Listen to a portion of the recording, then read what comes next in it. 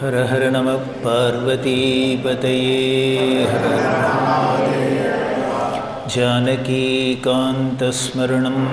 जय जय राम गोपिका जीवनस्मरणं गोविन्द गोविन्द सद्गुरुस्वामिनः आञ्जनेयस्वामिनः ओंकारनिलयं देवं गजवक्त्रं चतुर्भुजं विचण्डिलमहं वन्दे सर्वविघ्नोपशान्तये वाक्कुण्डां नल्लमनमुण्डां मामलराळ नोक्कुण्डां मेनिनुडङ्गादु पूक्कुण्डु துப்பார் திருமேனி தும்பிக்கையான் பாதம் தப்பாமல் ஷார்வார் தமக்கு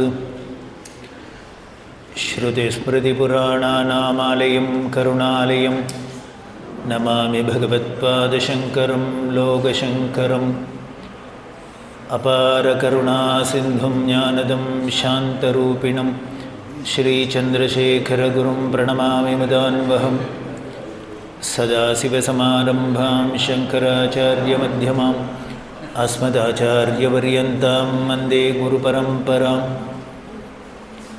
वसुदेवसुदं देवं कंसचाणूरमर्दनं देवकी परमानन्दं कृष्णं वन्दे जगद्गुरुं कुण्डलिकुमारिकुटिले चण्डिचराचरसवित्रि चामुण्डे गुणिने गुहारिणे गुह्ये गुरुमूर्ते त्वां नमामि कामाक्षि गुरुब्रह्मा गुरुर्विष्णुर्गुरुर्देवो महेश्वरः गुरुसाक्षात् परब्रह्म तस्मै श्रीगुरवे नमः। कामकोटि पीठाधीश मुखोद्भव सुधामयी श्रीचन्द्रशेखर कन्ये दैववाणी नमोस्तुते महाभाग्यान्विते मातः जगत्पावित्र्य कारिणी वेदशास्त्र महासारे दैववाणी नमोस्तुते सनातन मार्गरक्षा साधिके ज्ञानदायिनी धर्मसंवर्धनी शुभे दैववाणी नमोस्तुते सदाचार सुरक्षित्री कलिकल्मष नाशिनी मायामोह वारयित्री दैववाणी नमोस्तुते जगत् उद्धार संकल्पाद गुरुवाचो विनिश्रुते अद्वैतानंद निलये दैववाणी नमोस्तुते गणपतियुम கைகொடுக்க வான்னதியாய் பெருக்கெடுக்க குணநிதியாம் குருமணியின் தெய்வத்தின் குரல் கிடைக்க அணியனவே செந்தமிழும் அகம் மகிழ வீற்றிருக்க துணிவுடனே அறநெறியும் பீடுநடை போடுதம்மா ஆக்கட்டும் அறவழியில் அடியவர்கள் வாழ்வதனை நீக்கட்டும் மனமாசை சத்குருவின் அருளாசி சேர்க்கட்டும். பெரியவரின் பதமலரில் எனதாசை திக்கட்டும் ஒலிக்கட்டும். தெய்வத்தின் குரலோசை உய்யவே ஒரு வழி உலகினிலே தானுண்டு. மெய்தவ வேந்தன் காஞ்சிமா முனி சொன்ன தெய்வத்தின் குரலதனை அனுதினமும் தான் ஓத மெய்மையின் வழி நின்று பெருவீடு பெறலாமே. மோனகுரு தெய்வத்தின் குரலதனை தான் படிக்க ஞானமே தான் பெருகும். வாழ்வதுவும் தான் சிறக்கும். தான் அந்த பொருள் என்னும் தத்துவம் தான் விளங்கி ஆனந்த நிலைதனிலே அனைவரையும் தான் சேர்க்கும். காஞ்சி மாமுனி கனிவாய் குரல்மழை கொஞ்சும் தமிழுக்கு வாய்த்த பொருள்மழை விஞ்சவேறில்லை மற்றவர் சொல்மழை. நெஞ்சில் பதிப்பவர்க்கு என்றும் அருள்மழை.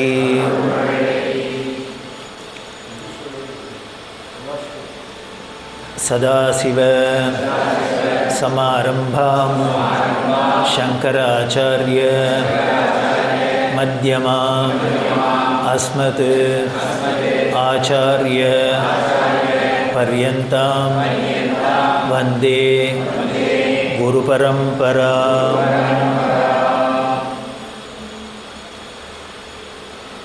தெய்வத்தின் குரல் 7வது வால்யூமில் நமோ நமஹா அப்படிங்கிற தலைப்பு நமக்கு எல்லாருக்கும் தெரிஞ்ச ஒரு விஷயம். நமஸ்காரம் அப்படிங்கிற ஒரு ட்ரெடிஷன், ஒரு பழக்கம் நம்ம சனாதன மதத்தில் உள்ள ஒரு பெரிய ஸ்பெஷலான ஒரு விஷயம். மற்ற இடங்கள்லாம் மற்ற மதத்தில் கடவுளுக்கு மட்டும்தான் வணக்கம் சொல்லலாம், வணங்கலாம். மனுஷர்கள் வணங்கக்கூடாது அப்படிங்கிறதே இஸ்லாமோட கோட்பாடு. கடவுளை தவிர வேறு யாருக்கும் நமஸ்காரம் பண்ணக்கூடாது அப்படின்னு. அந்நிய மதங்கள்லாமும் அப்படிதான் ஒரு கோட்பாடு. ஆனால் இந்த மதத்தில் தான் கடவுளுக்கு மட்டும் இல்லை, கண்ணெதிர்க்க தெரிகிற எல்லாருக்கும் நமஸ்காரம். இது ஏன் இப்படி ஒரு பழக்கம், இதோட தத்துவம் என்ன அப்படிங்கிறதான் பக்கம் பக்கமாக சொல்லியிருக்கா. ஒரு நமஸ்காரம் அப்படிங்கிற ஒரு சின்ன ஒரு விஷயம் மாதிரி இருக்குது, நமக்கு பரிச்சயமான பழக்கப்பட்ட ஒரு விஷயந்தான். ஆனால் அதுக்குள்ளே என்ன ஒரு தத்துவங்கள் நிரம்பி இருக்குது, எல்லாத்துக்கும் மேலே அதோட பலன் என்ன, ஏன் பண்ணணும், பண்ணுறதுனால என்ன கிடைக்க போகிறது, நமக்கு அடுத்தவா காலில் விழுறதுனால எனக்கு என்ன கிடைக்க போகிறது அப்படின்னு. ஏதாவது நமக்கு காரியம் ஆகணும்னா வேணால் காலில் விழுவோம். அப்போ இதுலேருந்தே தெரியறது, ஒருத்தர் காலில் விழுந்தால் ஏதோ காரியம் நடக்கும்னு தெரியறது. அதைத்தான் நமோ நமஹா அப்படின்னு ரொம்ப டீட்டெயிலாக சொல்லியிருக்கா. ஆச்சரியமாக இருக்குது. அதில் சில விஷயங்களை போன மாதம் பார்த்தோம். ரொம்ப இன்ட்ரெஸ்டிங்காக அது இதை பார்க்குறதே ரொம்ப ஆச்சரியமாக இருக்குது. படிக்கிறதே இதை தனியாக உட்காந்து படித்து பார்த்தா தான் தெரியும் இது எப்படி பெரியவா உள்ளுக்குள்ளே அனுபவிச்சிருக்கா ஒரு விஷயத்தை. நிச்சயம் பெரியவா ஒத்தரை தவிர வேறு யாராலையும் இதை இப்படி சொல்லவே முடியாது, சொல்லவே முடியாது. ஆனால் இந்த நமஸ்காரத்தை பற்றி இவ்வளவு சொன்ன பெரியவா ஒரு குறைப்பட்டுக்கிறா. என்னென்ன இத்தனை சொன்ன பெரியவா எனக்கு ஒத்திரியும் நமஸ்காரம் பண்ண முடியாத ஒரு துர்பாக்கியமாக போயிடுத்தேன்னு. அதில் பல விஷயங்கள் சொல்லி வரத்தே தண்டனிடதோட தத்துவார்த்தம் அப்படின்னு. அதாவது தண்டனிடுறது அப்படின்னு அதுவும் வைஷ்ணவத்தில் ரொம்ப முக்கியம். தண்டம் சமர்ப்பிக்கிறது அப்படின்னு. அது என்ன தண்டம் சமர்ப்பிக்கிறது அப்படின்னா, அந்த தண்டாகாரமாக நமஸ்காரம் பண்ணுறது அப்படிங்கிறோம். பொதுவாகவே தண்டம் அப்படின்னா என்ன, நமக்கு தெரிஞ்சது ஒரு கழி கொம்பு, அதைத்தான் தண்டம் அப்படிங்கிறோம். அப்படின்னா அந்த கழியாக உவமித்து நாம் பண்ணக்கூடிய ஒரு காரியத்தை சொல்கிறதுனாலேயே அதுக்கு தண்டன் சமர்ப்பிக்கிறது அப்படின்னு சொல்கிறோம். அப்போது ஒரு கழி இப்படி கையில் பிடிச்சிருந்தோன்னே நிறுத்தி தூக்கி பிடிச்சோன்னா அது எப்படி இருக்கும்? துளி கூட அது ஃப்ளெக்சிபிலிட்டி இல்லாத வறட்சிண்டு நிற்கிறது. அதையே அந்த கையை அப்படி பிடிச்சின்னுக்கிற கையை கொஞ்சம் லூஸாக விட்டுட்டோம் அப்படின்னா தொடார்னு கீழே விழுறது. இது நிற்கிறதே எவ்வளோ வறட்சிண்டு நின்றுதோ அந்த பிடிப்பில் அந்த பிடிமானம் விட்டோன்னே இது கீழே கிடக்கிறதே பார்த்தா இதை விட இனிமேல் ஃப்ளாட்டாக ஒன்றும் கிடக்க முடியாதுன்னு தரையாக கிடக்கு. அப்படி கிடக்கு இல்லையா? இப்போ நிற்கிறதே எப்படி இருந்தது? கொஞ்சம் கூட பணிவு இல்லாத வறட்சின்னு நின்றுது. இப்போ அந்த பிடிப்பை விட்டோன்னே என்ன ஆகிடுது? இதுக்கு மேலே பணிய முடியாது, கீழே இடம் கிடையாது, அதுக்கு கீழே போகிறதுக்கு இடம் இல்லை, அப்படி கடிஞ்சு கொடுத்து. அப்படின்னா இது ஒரு ஆச்சரியமான விஷயம். இது என்ன, அது இப்படி வர்டிகலாக நின்னாக்க இப்படி வரைச்சின்னு நிற்கிறது, அதுவே ஹரிசானில் கடந்தாக்க இப்படி கிடக்கு. அப்படின்னா இதை மாதிரி நம்மளோட நமஸ்காரம் இருக்கணும். அதனாலேயே தண்டன் சமர்ப்பிக்கிறது அப்படின்னு. இப்போது ஒரு தண்டத்தை குச்சியை பிடிச்சுன்னு இருந்தோம் அப்படின்னா அதை பிடிச்சுன்னு இருக்கோம், கையால் பிடிச்சுன்னு இருக்கோம், அது வரைச்சின்னு நிற்கிறது. அதோட சுபாவமே குழவு இல்லாத இருக்கிறது தான்.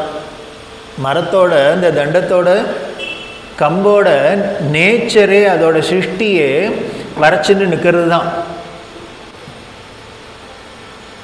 அதுவும் முத்த வரைச்சின்னு ஜாஸ்தி தான் இருக்கும் வரப்பு.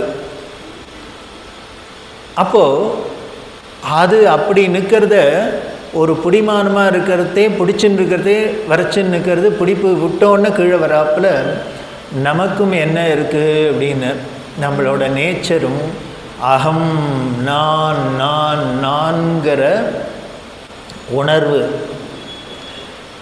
பாவம், அந்த ஐடென்டிட்டி எப்படி வேணால் வச்சுக்கோ, அது என்ன பண்ணுறது? அது நம்மளுக்கு ஓங்கி இருக்க வளர என்ன பண்ணுறது?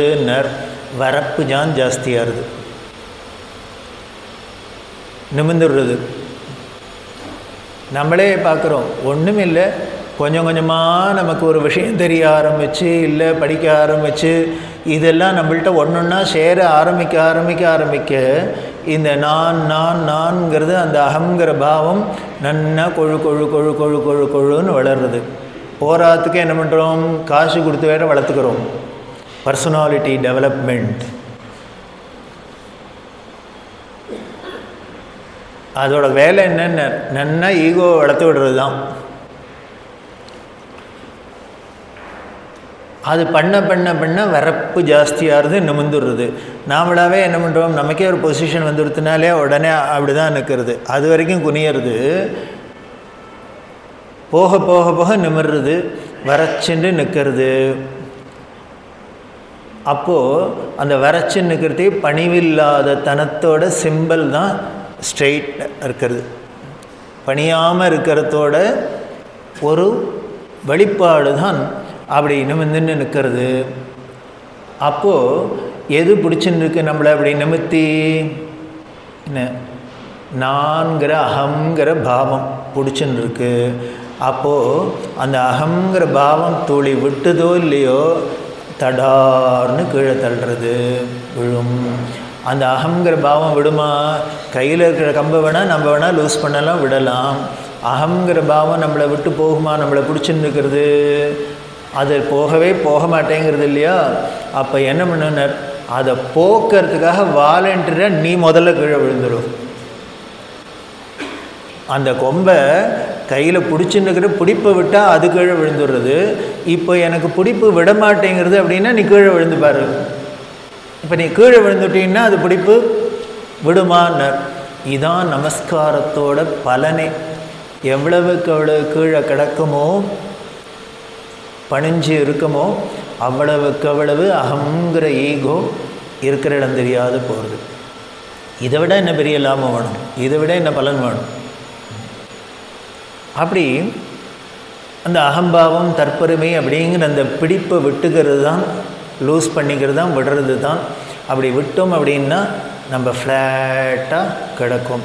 வேடிக்கை என்ன அப்படின்னா, இப்போ நாம் நிற்கிறதே எல்லாம் ஸ்ட்ரெயிட்டாக மேலே இருந்தது.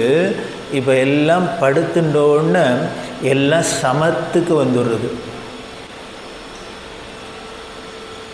அதனால தான் பெரியவா சொல்கிறா, இதில் மற்ற ஜீவராசிகளுக்கெல்லாம் இல்லாத மனுஷனுக்கு இந்த நமஸ்காரத்தை ஸ்பெஷலாக சொன்னதுக்கு காரணம் வேறு ஒன்றும் இல்லை. மற்ற ஜீவராசிகள் வளர்றதையே குறுக்கு வாட்டில் வளர்றது. இவன் ஒருத்தந்தான் நெடுக வளர்றான். மனுஷன் ஒன்று தான் மேலே ஸ்ட்ரெயிட்டாக வர்டிகலாக வளர்றாப்புல இருக்குது, மீதி எல்லாம் இப்படி வளர்றாப்புல இருக்குது. ஆனால் வேடிக்கை என்ன அப்படின்னா, என்ஷான் உடம்புக்கு சிரசே பிரதானம்னு அந்த ஹெட்டு எங்கே இருக்குன்னு இருக்கிறதுலையே மேலே இருக்குது. நம்ம உடம்புலையே டாப்பில் இருக்கிறது தலை தான். அப்படி டாப்பில் தலை இருக்கிறதே என்ன ஆகிடுத்துன்னர், இந்த அகங்கிற ஈகவும் எங்கே இருக்குன்னர், நேராக அந்த தலைமையில் தான் போய் உட்காந்துக்கிறது. அப்போ என்ன ஆயிடுதுன்னர், ஹெட்டு முழுக்களும் வெயிட் ஏறி விடுறது. வெயிட் ஏறித்தா, வெயிட் ஏற ஏற நமக்கு ஒரு ஜென்ரலாகவே நம்ம வெறுமனே ஏதான சாமான வெயிட்டை தூக்கிண்டே இருந்தால் நமக்கு சந்தோஷமாக ரிலாக்ஸ்டாக இருக்குமா, இல்லை எல்லாத்தையும் இறக்கி கீழே வச்சா ரிலாக்ஸ்டாக இருக்குமா, சந்தோஷமாக இருக்குமா? யாராக இருந்தாலும் சரி, என்ன தான் வேல்யூபிள் திங்ஸாக இருந்தாலும் சரி, வைரம் வைடூரியம் நகையாக இருந்தால் கூட என்ன பண்ணுறோம் அப்படின்னர், அக்கா மடியிலேயே கட்டிகிட்டு தூக்கிண்டே இருந்தால் நமக்கு சந்தோஷமாக இருக்குது. இல்லை, அது தூக்க தூக்க இன்னும் கொஞ்சம் கவலை வேறு ஜாஸ்தியாக இருக்குது. வேல்யூ ஏற ஏற அதை சுமக்க சுமக்க மற்ற விஷயங்கள்லாம் வேறு, அதில் காம்ப்ளிகேஷன்ஸ் மேலே மேலே வருது. அப்போ என்ன பண்ணுன்னு தூக்கி பத்துன்னு போட்டு, இல்லைன்னாலும் என்ன பண்ண, நான் கொஞ்ச நாளைக்கு தான் வச்சுட்டு இருப்போம், அதுக்கப்புறம் எல்லாம் நீனே வச்சுக்கோ அப்படின்னு தூக்கி யார் தள்ளியான்னு தட்டுறோம். அப்போது வெயிட்டை தூக்கின்னு தான் நமக்கு ரிலாக்ஸ்டாக இல்லை, சந்தோஷம் இல்லை. வெயிட்டை கீழே இறக்கி வச்சுட்டாக்க ரிலாக்ஸ்டாக இருக்குது, ஹாப்பியாக இருக்குது. அப்படின்னா சரி, இந்த வெளியில் இருக்கிற சாமான வெயிட்டெல்லாம் தூக்கி அங்கே கீழே வச்சுட்டோன்னா நமக்கு ரிலாக்ஸ்டாக இருக்கிறாப்புல நம்ம அகத்தினால ஏற, அகம்பாவத்தினால ஏற ஹெட் வெயிட் இருக்கே, அதை எப்படி இறக்கிறதுன்னு தலையில அந்த தலையை தூக்கி கீழே தரையோட தரையாக வச்சாக்க அவ்வளவுதான், கீழே இறக்கி வைக்கிறோம். அந்த ஹெட்டு வெயிட்டை கீழே இறக்கிறதுக்கு தான் தலையோட தரையாக படுத்துன்னு இருக்கிறாப்புல ஒரு நமஸ்காரம். தலை வணங்கிறது அப்படின்னு எதுக்கு சொல்கிறா, உடம்பில் எல்லாம் இருக்கிறதே இந்த தலையை மட்டும் வணங்கிறத பற்றி ஏன் ஸ்பெஷலாக சொல்லியிருக்குன்னு என்ன பண்ணுறது, அதில் தானே சேர்த்து வச்சுருக்கு. டெபாசிட் முழுக்கலும் அங்கே இருக்குது, வெயிட்டு முழுக்கலும். ஸோ அதனால் எது வெயிட்டு ஜாஸ்தி இருக்கோ அதுதான் தாங்காத கீழே இறங்கணும். பெரியவா சொல்கிறா, இப்படி நீனாவே தலை குனிஞ்சுன்னுட்டின்னாக்க அது உனக்கு பகுமானம், உனக்கு அவார்டு. இல்லைன்னா உலகம் குனிய வச்சதுன்னா உனக்கு அவமானம். இந்த ஹெட் வெயிட்னால இதனால ஏதானு உலகம் ஏதாவது நம்மளை கீழே தள்ளித்துன்னு வச்சுங்கோ, நமக்கு தலைகுனிவு ஏற்பட்டது அப்படின்னா, தலைகுனியறதுல ரெண்டு விதமாகவும் குனியலாம். ஏதோ தலைகுனியறதுங்கிறதுலையே வேறு விஷயம் அர்த்தம், அவமானப்பட்டும் தலை குனியலாம். இல்லை நம்ம இந்த நமஸ்காரத்தினாலேயும் தலை குனியலாம். இது நாமளாகவே வாலண்டியராக தலை குனியறது நமஸ்காரம். அப்படி பண்ணலைன்னா என்ன பண்ணுன்னார், உலகம் ஒன்றை எத்தையானம் பண்ணி கீழே தலையை குனியறாப்புல அவமானப்படுத்துகிறோம். அதனால் அவமானத்துலேருந்து தப்பிச்சுக்கணுன்னா இந்த பகுமானத்தை வாங்கிக்கோங்க. இதை பண்ணிவிடும் முதல்ல. அப்படி அந்த தண்டம் அது மாதிரி நம்ம கீழே கிடக்கிறது. அதனால் மற்ற ஜீவராசிகள்லாம் அது உடம்பே வளர்ச்சியே எல்லாம் ஒன்றா தான் இருக்குது பெரியவா சொல்கிறா. அதுகளுக்கு ஹெட் வெயிட் ஏறினா கூட பரவாயில்ல, ஏன்னா பேலன்ஸ்டாக நிற்கும். போராத்துக்கு இன்னும் 2-3 கால் வேறு இருக்குது, கூட கால்லாம் வேறு இருக்குது, வெர்டிகலாக இல்லாத வேறு இருக்குது. அதனால் பேலன்ஸ்டாக ஒரு மாதிரி சமாளிச்சிடலாம். நமக்கு தான் ஏறினா இருக்கிறதுலே டேஞ்சர், ஈக்குலிபிரியம் போய் கீழே விழறதுக்கு சான்சஸ் இருக்குது. ஆனால் நமக்கு தான் ஏறுறாப்பில் தலையை தூக்கி மேலே வச்சுட்டு அதனால கர்வப்படுறாப்புலையும் வச்சுன்னுட்டு நமக்கு பலம் ஏறிடுத்து அப்படின்னா கர்வப்படுறாப்புல யானைக்கு நம்மளை விட பல பங்கு தான் பலம் இருக்குது. அதுக்காக நம்மளை மாதிரி என்ன தலையை தூக்கிட்டு அலையிறதான்னு அது கர்வப்படுறதா இல்லை. அதனால் நாம் அந்த தண்டாகாரமாக அப்படி பண்ணுறது தான் நாம் நமஸ்காரம் நமஸ்காரம் அப்படின்னு சொல்லி கீழே நாமளே நம்மளை தாழ்த்தின்றது. ஏன்னா அடுத்தவா தாழ்த்தாத இருக்கணும் அப்படின்னா, அடுத்தவா இறக்காத இருக்கணும்னா நாம் முதல்ல இறங்கி விடுறது.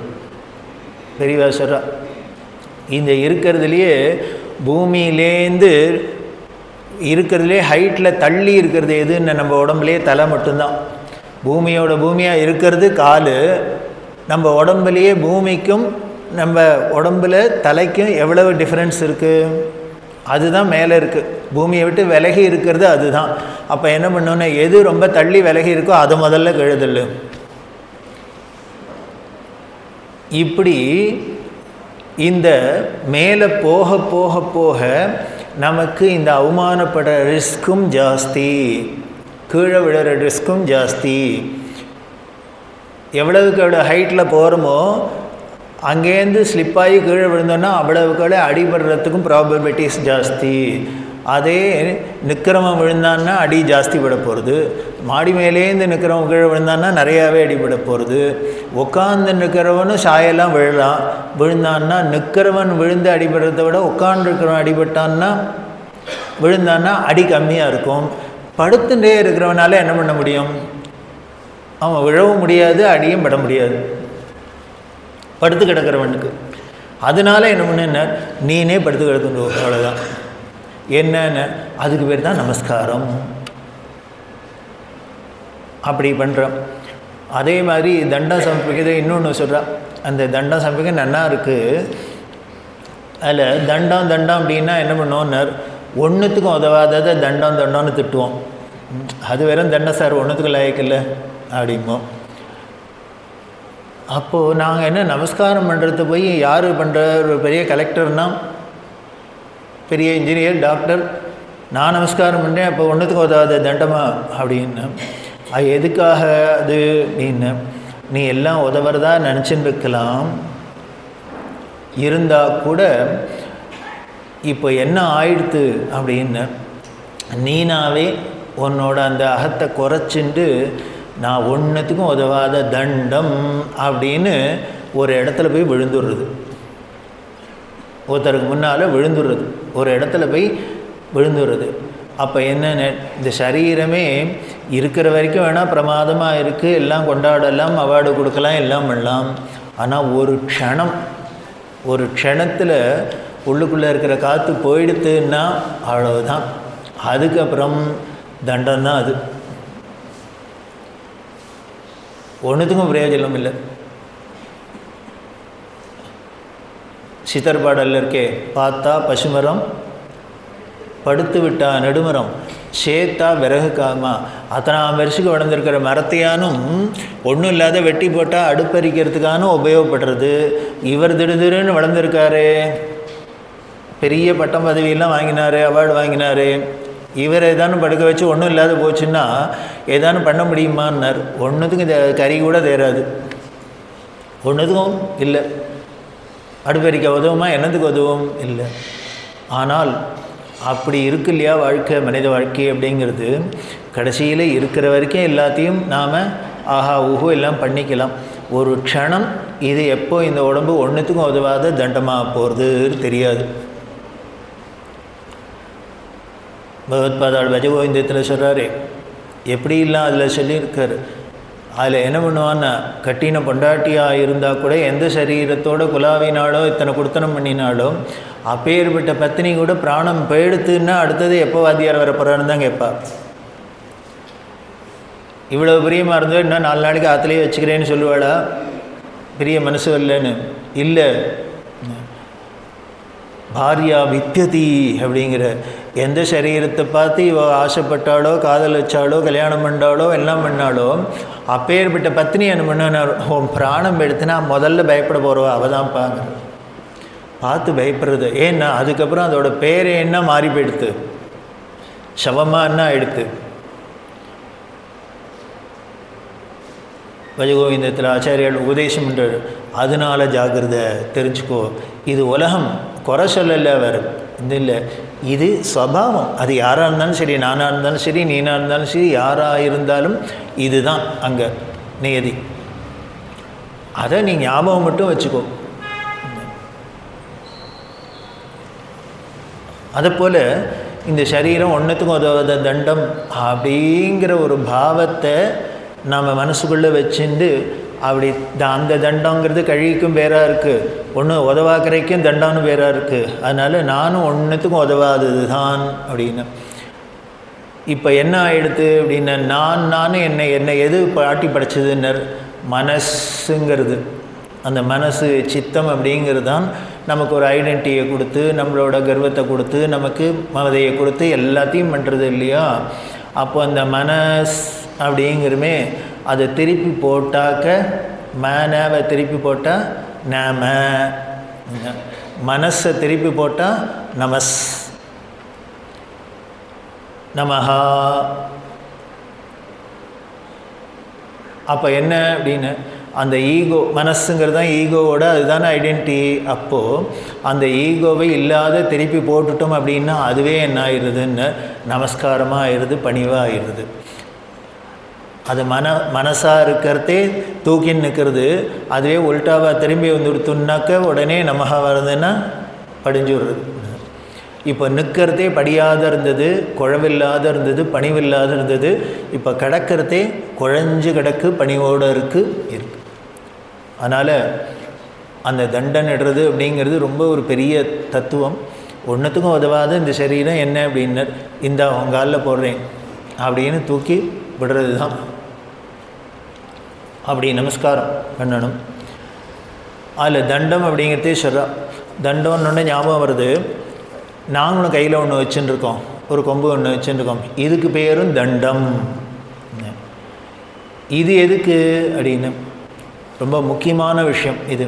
பொதுவாக நான் நிறையா இடத்துல கேட்குறேன், இல்லை எல்லாருக்குமே நமக்கே ஒரு தப்பான அபிப்பிராயம் இருக்குது. இந்த சன்னியாசிகள்லாம் கையில் தண்டம் வச்சுருக்கா, பெரியவா கையில் ஒரு தண்டம் வச்சுருக்கா, அதில் ஒரு துணியை சுற்றி இருக்குது அப்படின்னு. அதில் ஏதோ பார்த்தேன் யூடியூப்பில் ஒருத்தர் எக்ஸ்பிளைன் பண்ணியிருக்கேன். அது என்னங்கிறதுக்கு வேடிக்கையாக இருந்தது. என்னன்னு இவளோட கௌபீனத்தை தான் அதில் சுற்றி வச்சுருக்கான்னு, கோமணத்தை சுற்றி வச்சுருக்கா என்ன அப்படின்னு அவருக்கு தெரிஞ்ச அவ்வளோ எளிமை. மாற்று வஸ்திரம் கூட அடுத்த வேளை குளிச்சாக்க கட்டிக்கிறதுக்கு இருக்கிற கோமணத்தை சுற்றி வச்சுக்கான்னு. அது கோமணம் இல்லை, கவனம் இல்லை, தண்டம்ங்கிறது என்னங்கிறதுக்கு இதில் ஃபுல்லாக எக்ஸ்ப்ளனேஷன் இருக்குது. இவா கையில் இருக்கிற தண்டம் எதுக்கு அப்படின்னா மனசை வசப்படுத்தி அடக்கி வச்சுருக்கிறதுக்கு சிம்பாலிக்காக கையில் தண்டம் சன்னியாசிகளுக்கு. அந்த சன்னியாசிகளோட தண்டம் எப்படிலாம் இருக்கணும், என்ன அளவு இருக்கணும், எல்லாத்துக்கும் எந்த இருக்கணும், கல் மூங்கில் அப்படின்னு பொதுவாகவே தண்டம்ங்கிறது 4 ஆசிரமத்தில் எல்லாருக்குமே உண்டு. பூனல் போகிறதே குழந்தைக்காக ஒன்று கையில் கொடுக்குறாளே ஃபோட்டோக்காக, எந்தெந்த வர்ணத்தார் என்னென்ன தண்டம் வச்சுக்கணும் அது வேறு இருக்குது. பலாச தண்டம் அப்படின்னு புரச மரத்தோட அந்த குச்சியை தான் கிரகஸ்தனாக இருக்கணும் பிராமணன், இது சன்னியாசி, இது இவ பிரம்மச்சாரி வச்சுக்கிறதுக்கு சொல்லியிருக்கு. பிராமண வர்ணமாக இருந்தால் இந்த பராச தண்டம் இருக்கணும், க்ஷத்திரியனாக இருந்தால் அரசமரத்தை இருக்கணும், வைசியனாக இருந்தால் எல்லாருக்கும் தண்டம் சொல்லியிருக்கு. எல்லா ஆசிரமத்துக்கும் சொல்லியிருக்கு. விரதம்னெல்லாம் பண்ணுறாளே அப்போ என்ன பண்ணணும் அப்படின்னர், இந்த இந்த பிரம்மச்சரிய ஆசிரமத்தில் இந்த தண்டத்தை விட்டுட்டு அடுத்தது கிரகஸ்தாசிரமத்துக்கு உண்டான தண்டத்தை கையில் எடுத்துக்கணும். இப்போ ஏதோ நமக்கு பெரியவா மட்டும்தான் கையில் தண்டமங்கையுமாக போயின்னு இருக்கா. ஆனால் எல்லாருமே அப்படி தான் இருக்கணும். குறிப்பாக இந்த சன்னியாசிகளுக்கு இது எதுக்காக இருக்குது அப்படின்னா, மனசை வசப்படுத்தி அடக்கி வச்சுக்கிறதுக்கு கண்ட்ரோலில் இவா கைப்பிடியில் இருக்குது. மனசுங்கிறது அது இஷ்டத்துக்கு அது தெரிஞ்சு போகிற போக்கில் இவாள் இழுத்துன்னு போகாத இவா கைக்குள்ளே மனசு இருக்குது. மனசு அப்படி இருக்குன்னாலே, மனசு கைக்குள்ளே இருந்துடுத்துனாலே இந்திரியங்கள்லேருந்து எல்லாம் கைவசம்ங்கிற இல்லையோ, அது இஷ்டத்துக்கு ஓட முடியாது. அதனால் மனசை அடக்கி கைப்பிடியில் வச்சுருக்கிறதுக்கு சிம்பிளாக தான் இவளோட மனசோட உருவகம்னா அதில் எழுதுமுறை எண்ணம் சித்தம் அதுக்கெல்லாம் உருவப்படுத்தி தான் இங்கே தண்டம் கையில் இவாள் கொடுத்துருக்கு. அது மனசை அடக்கிறதுக்கு இந்த சிம்பாலிக்காக தண்டம் அப்படின்னா மனசை அடங்கி இருக்கிறதுக்கு பெரியவா சொல்கிறா. யாரையானும் அடக்கணுன்னா உடனே என்ன பண்ணுறோன்னு கையில் கொம்பெடுத்து தானே அடித்து உதச்சி குச்சியை வச்சுன்னு தானே கழியை வச்சுன்னு தானே, அதுக்கு பேர் தண்ட ஆயுதம்னு பேர். தண்டாயுதபாணிங்கிற தண்டம் ஆயுதம் அது. அதனால் ஜனங்களை தப்பு வழியில் போனாக்க, இல்லை சத்ருக்கள்லாம் வந்து சண்டை போட்டு தலை தூக்காத இருக்கணும் அப்படின்னா அதை பாதுகாக்கிற ஒருத்தனுக்கு பேர் தான் ராஜான்னு பேர். அதனாலேயே அவன் பாதுகாக்கிறதுனால ஜனங்களை தப்பு வழியில் போனாக்க தண்டிக்கிறதுக்கு உரிமை இருக்குது. அதேமாரி சத்துருக்கள் வந்தாக்க எல்லாம் மீறினா அவர்களை அழிக்கிறதுக்கு இருக்குது. இதெல்லாம் பண்ணுறதுனாலே அந்த ராஜநீதிக்கு பேர் தண்டநீதின்னே பேர். ஸோ அதனால் எதையான ஒன்று உடக்கி கைக்குள்ளே ஒரு அடக்கத்தை வச்சுக்கணுன்னா அதுக்கு கம்புக்கு தேவை தான் படுறது. இங்கிலீஷில் கூட சொல்கிறாரோ இல்லையோ, என்ன சொல்கிறா அப்படின்னா, கையில் ராடு எடுத்தால் தான் குழந்தையில் என்ன பண்ணுவோம், ஒழுங்காக வளரும். இப்போ அப்படி எடுத்தோன்னா நேராக ஜெயில் தான். ஏன்னா ப்ரைவசி போச்சு. என்ன உருப்படாத போகிறதுக்காக ப்ரைவசி, அதுக்காக சுதந்திரம். அப்படி ஒன்றை அடக்கணும், அதை ஒடுக்கணும், அதை ஒரு கண்ட்ரோலுக்கு வரணும் அப்படின்னா அப்போ அதுக்கு ஒரு கம்பு தேவைப்படுறது, குச்சி தேவைப்படுறது, தண்டம் தேவைப்படுறது. அதனால இந்த மனசை அடக்கிறதுக்கு அந்த ஒரு கம்பு தான் தண்டம். பெரியவாசுரா இதில் வேடிக்கை என்னென்னா, ரெண்டாவும் இருக்குது. எங்கள் கையில் இருக்கிற தண்டம் எங்கள் மனசோட சிம்பாலிக்காகவும் தண்டம் இருக்குது, எங்கள் கைக்குள்ளே மனசு இருக்குங்கிறத காமிக்கிறாப்பில். அதே சமயத்தில் எங்கள் மனசு இஷ்டப்படி அது புலன்களை எடுத்துன்னு ஓடாத இருக்கிறதுக்கு அதை கண்ட்ரோல் பண்ணணுன்னா அதுக்கும் இதுவே இந்த கம்பே உபயோகமாக இருக்குது. அப்படியே தான் ஓடிதானே ஓங்கி ஒன்று போடுவேன் தலையில். கையில் கம்பு இருந்ததுனாலே பயந்து நம்ம கொஞ்சம் விஷம் பண்ணுற குழந்தைகள் கூட சௌரியமாக இருக்கும். அதுக்காக தான் எங்கள் கையில் தண்டம் இருக்குது. அதனால் அந்த தண்டம் அப்படிங்கிறது சந்நியாசாஸ்திரம் ஞான வைராகிய தண்டாட்யாய நமஹ பகவத்பாதாள் அஷ்டோத்தரத்தில் இந்த ஞானத்தையும் வைராக்கியத்தையும் விடாத பிடிச்சின்னு இருக்கிறதுக்கு சிம்பாலிக்காக கையில் ஒரு கம்பை வச்சுருக்க அப்படின்னு. அதுக்கு பெரிய அளவெல்லாம் இருக்குது. இத்தனை இருக்கணும், அதில் இருக்கணும். அந்த வஸ்திரம் தண்ட வஸ்திரம் அப்படின்னு அதுக்குன்னு தனியாக வஸ்திரம், அதை கட்டுறதுக்கு கயிறு, எல்லாத்துக்கும் அளவு இருக்குது, எல்லாத்துக்கும் இருக்குது பெரியவாசுரம். அப்படி இது சும்மா வெறும் கம்பு இல்லை. நான் ஏதோ சொன்னேனே வழியே என் மனசுக்கு, எங்களோட மனசுக்கு அடையாளமாக சிம்பாலிக்காக அதை கண்ட்ரோல் பண்ணுறதுக்கு அப்படின்னா, என்ன கையில் ஒரு கம்பை வச்சுருந்தாக்க உடனே மனசு கண்ட்ரோல் ஆகிடுமா என்ன தான் நம்ம கம்பை வச்சு மிரட்டினா கூட அது இருக்கிற விஷம் பண்ணுறோம், நமக்கு அதுக்கு தெரியாத டிமிக்கி கொடுத்துட்டு பண்ணலாம் இல்லையோ. அப்போ என்ன, இது வெறும் கம்பு இல்லை, என்னென்ன குரு அபிமந்திரிச்சு கொடுக்கக்கூடிய குச்சி. குரு சந்நியாசாஸ்திரம் வாங்கிறது கொடுக்குறாரு அவர் கையாலன்னா, இஷ்டத்துக்கு நான் எந்த கம்பை வேணால் தூக்கின்னு போக முடியாது. அவர்னா கொடுக்குறார். அவர் என்ன சக்தி அதுக்கு ஊட்டி கொடுத்தார், மந்திரிச்சு கொடுத்தார். அப்போ என்ன பண்ணுறது அப்படின்னா, அந்த மந்திரிச்சு அந்த குரு கையாலையும் வாங்கிறதுனால இதுக்கு என்னென்ன, இந்த மனசை அடக்கிறதுக்கு, அது ஓட முடியாத பண்ணுறதுக்கு சக்தி அதுக்கு தானே வருது. அதான் சொல்கிறா. என்ன பண்ணுறது அப்படின்னா, எங்களுக்கு இந்த இந்திரியங்களோட ஷாக்கு எங்களை தாக்காத இருக்கிறதுக்கு இந்த கம்பு, குரு கொடுத்த மந்திரிச்சு கொடுத்த கம்பு. அப்போ இந்த கம்பால் இருந்தா அப்படின்னா ஆமாம், கரண்ட்டு வெறுமனை கையை வச்சா தொட்டால் ஷாக் அடிச்சிடும், அதே குச்சியால் தொட்டாக்க ஷாக் அடிக்க மாட்டேங்கிறது. வெறுமனை இடி எங்கேயான விழுந்துன்னா அந்த இடத்த ஃபுல்லாக நாசம் பண்ணிடுது. அதுவே என்ன பண்ணுறான், லைட்னிங் ராடு அப்படின்னு தூக்கி ஒன்று வச்சுட்டா அது என்னமோ இத்தனோண்டுக்கு தான் இருக்குது. இத்தனாம் பெரிய கட்டடத்தால் தாங்க முடியாத இடியை இத்தனோண்டு ஒரு ராடு தாங்கிறதுன்னா அதுக்கு என்னமோ பண்ணி வச்சுருக்கு. அதை என்ன பண்ணி வச்சுக்க பெரியவா சொல்கிறப்பில், இது விஞ்ஞான ரீதியாக பண்ணுற ஒரு சாமான்களுக்கே ஸ்தூலத்தில் பார்க்குறதே இப்படி ஒரு சக்தி இருக்குன்னா,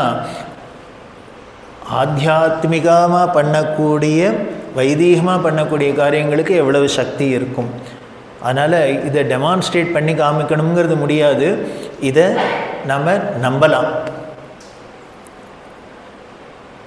என்னெல்லாமோ பார்க்குறோம். அதனால் ஒரு கம்பால் அதை தொட்டோம்னா அந்த கரண்ட்டு நம்மளை தாக்க மாட்டேங்கிறது, ஆனால் வெறுமனை கையை வச்சு தாக்குறதுங்கிறாப்புல இது எங்களோட இந்திரியங்கள், நம்மளோட இந்திரியங்கள் அது இஷ்டத்துக்கு ஓடி நம்மளோட அந்த தாக்காத நமக்கு ஒரு ஆபத்து வராத இருக்கணும் அப்படின்னா இந்த குச்சியை தொட்டுருந்தால் போகிறோம், இதை பிடிச்சிருந்தால் போகிறோம், அது வேலை செய்ய முடியாது, அது நம்மளை பாதிக்காது. அதனால் சன்னியாசிகளுக்கு இந்த தண்டவந்தனம் அப்படின்னு தண்டத்தினால நமஸ்காரம் பண்ணுறது. அப்போ சாதாரண மனுஷாளாக இருந்தால் அவளுக்கு நான் ஒன்றுத்துக்கும் லாயக்கில் தண்டம்னு பொதார்னு சரீரத்தை அத்தனையும் போட்டு விழுந்துடலாம். எங்களுக்கு என்ன பண்ணியிருக்குன்னு அந்த விழுந்தாக்க விழறத்தில் பின்னால் சொல்ல போகிற அஷ்டாங்கத்தில் என்னென்ன அங்கங்கள் அப்படிங்கிறதுல சாஷ்டாங்க நமஸ்காரம் அப்படிங்கிறது. அப்போது நமஸ்காரம் ஒருத்தரை பண்ணுறோம் அப்படின்னா அதுலேயும் சொல்கிறா தண்டம் மாதிரி வேணும்னு சொன்ன மொழி அக்கா தண்டத்துக்காக விழப்படாது, தண்டம் மாதிரி தான் வேணுமே வழிய தண்டமாக விழப்படாது. ஏதோ சொல்கிறாளே தீராது, இந்த மாமா வந்துட்டு நமஸ்காரம் பண்ணி தொலை வேண்டும் அப்படி பண்ணப்படாதான். என்ன பண்ண மனசு முதல்ல போய் காலில் விழணும் அவள்கிட்ட. அது ஏன்னா இது அத்தனையும் இந்த கிரியையோட லட்சியமே அந்த மனசில் ஒரு பணிவு வரத்துக்கு தான், அடக்கம் வரத்துக்கு தான். அது வராது, அது வரைச்சுட்டே நின்று உடம்பு என்னதான் விழுந்து தரையாக விழுந்தாலும் பிரயோஜனம் இல்லை. அப்போ என்ன பண்ணணுன்னா மனசு முதல்ல போய் விழணும்.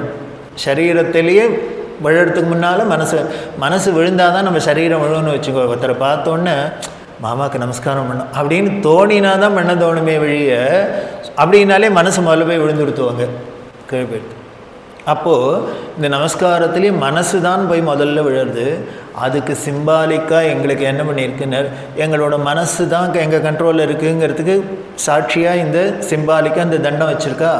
அதனால நாங்கள் யாரையானு பார்த்தா நமஸ்காரம் பண்ண சுவாமிக்கு பண்ணோன்னா விட தண்டத்தால் பண்ணிடுறது.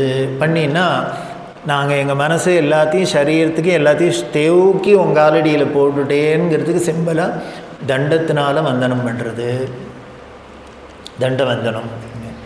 ஸோ அப்போ தண்டத்தினால அதை பண்ணினாலே, இதை தொட்டாலே, அந்த பாதத்தை தொட்டாலே, சுவாமியை தொட்டாலே நாம் இப்போ இவர் சரீரத்தாலேயும் பூர்ணமாக நமஸ்காரம் பண்ணினதா ஒரு பாவம். அப்படின்னா ஒரு சுவாமியை தொடுறது, ஒரு குருவை தொடுறது, அவளோட பாதத்தை தொடுறதுக்கெல்லாம் இந்த தண்டம் அப்படின்னா அதில் கொண்டு கோமணத்தையை கட்டுவா மாட்டா. ஸோ அதனால அது தண்டங்கிறதே பெரிய ஒரு ஸ்பெஷல். அதை ஏன் விடாத இவ பிடிச்சுன்னு இருக்கான்னு இன்னுமே மனசு கொஞ்சம் அதை அங்கேயானு விட்டுட்டு அசந்து மறந்தால் கூட அது வேலை செய்ய ஆரம்பிச்சுட்டுனா என்ன பண்ணுறது?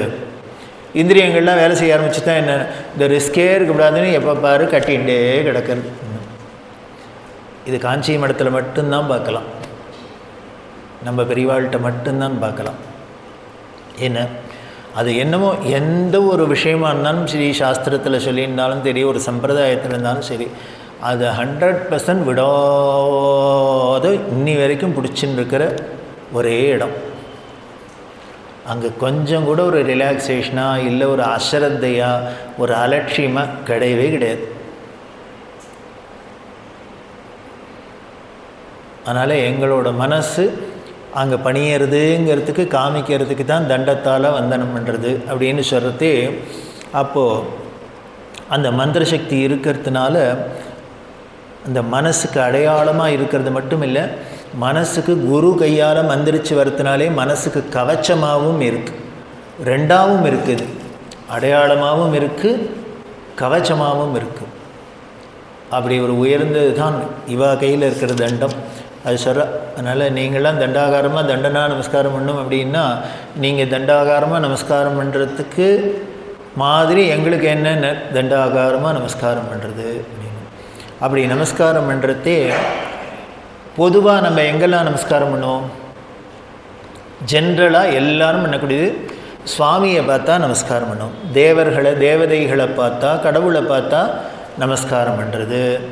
அடுத்தது ரெண்டாவது எந்த இடத்துல பண்ணுவோம்னா இந்த கடவுளுக்கு சமமாக நாம் நினைக்கக்கூடிய உயர்ந்த ஒரு ஸ்திதியில் இருந்தக்கூடிய ஞானிகளை, மகான்களை, தபஸ்விகளை, ஏதோ இவாள்லாம் கூட நம்ம கண் எதிர்க்க தெரிகிறவா இல்லை. எப்போ இருந்தார் ஆதிசங்கரர், எப்போ இருந்தார் ராமதாசர், எப்போ இருந்தார் அப்படிங்கிறவாளை வச்சுட்டு அவளை அப்படி நினச்சிட்டு இருந்தவாளை நினச்சின்னு இப்போ நமஸ்காரம் பண்ணுறோம். அவள் இருக்கிறதா எங்கேயோ ஒரு இடத்துல அவளுக்கு முன்னால் ஒரு படமாக இருக்கட்டும், பிம்பமாக இருக்கட்டும், ஏதோ ஒன்று இருக்கட்டும், அவளை நினச்சிட்டு பண்ணுறோம். இது மாதிரி தான் நம்ம பண்ணுவோம். இன்னொரு இடத்துலையும் நமஸ்காரம் பண்ணுறோம். என்னென்ன நம்மளோட சம்பிரதாயப்படி யாரானும் பெரியவாக இருந்தால், வயசில் பெரியவாக இருந்தால் அவள்கிட்ட நமஸ்காரம் பண்ணுறது அப்படின்னு, அவளுக்கு நமஸ்காரம் பண்ணுறது அப்படின்னு ஒரு சம்பிரதாயம் இருக்குது இல்லையா? இந்த மூணில் எல்லாம் முன்னாலேயே நமஸ்கார தத்துவம் சொல்லியாச்சு. நான் உனக்கு முன்னால் நான் ஒன்றும் இல்லை, என்னோடய அகம்பாவம் போகிறதுக்குத்தான், என்ன கீழே தாழ்த்தின்னு கடத்துக்கிறது தான், இந்த அகந்தை போகிறதுக்கு தான் நமஸ்காரம் அப்படின்னு சொல்லியாச்சு. அப்போ இந்த 3 இடத்துல பண்ணுறோம் அப்படின்னா, இப்போ கடவுள்கிட்ட பண்ணுறோம் அப்படிங்கிறதுல நமக்கு ஒன்றும் சந்தேகமே இல்லை. அதெல்லாம் பண்ணலாம் சார். உடனே அவருக்கு என்னோட நமஸ்காரம் பண்ணுற அளவுக்கு அவருக்கு யோகியதை இருக்கா, பண்ணலாமா அப்படின்னு என்ன யோஜனை பண்ணிட்டா எங்கேயான பிள்ளையாருக்கும் பெருமாளுக்கும் போய் நமஸ்காரம் பண்ணுறோம் இல்லை. பார்த்த மாத்திரத்தை தடார்னு நமஸ்காரம் பண்ணிடுறோம். ஸோ என்ன அங்கே நமக்கு டவுட்டே கிடையாது, இவருக்கு பண்ணலாமா வேண்டாமா, யோகியதை இருக்கா இல்லையான்னு. அடுத்தது பூர்வகால பெரியவர்கள்னு சொல்லக்கூடிய மகான்கள்லாம் நம்ம கதையெல்லாம் கேட்குறோம் அல்லோம், அவளுக்கு பண்ணுறதையும் அங்கேயும் நமக்கு சந்தேகம் வரதில்லை, இவருக்கு பண்ணலாமா வேண்டாமான்னு. எங்கே நமக்கு சந்தேகம் வரும்னு நேர பார்க்குறவாள்கிட்ட தான். நேருக்கு நேர் பார்க்குறதே உடனே ஒரு ஆராய்ச்சியெல்லாம் வந்துடுது. பண்ணலாமான்னு ஏதோ பற்றி கேள்விப்படுறேன், யூடியூப்லாம் வருது, ஆனால் இவருக்கு பண்ணலாமா சந்தேகம் வந்துடுறது. அப்படின்னா இப்போ பண்ணுறதா வேண்டாமா?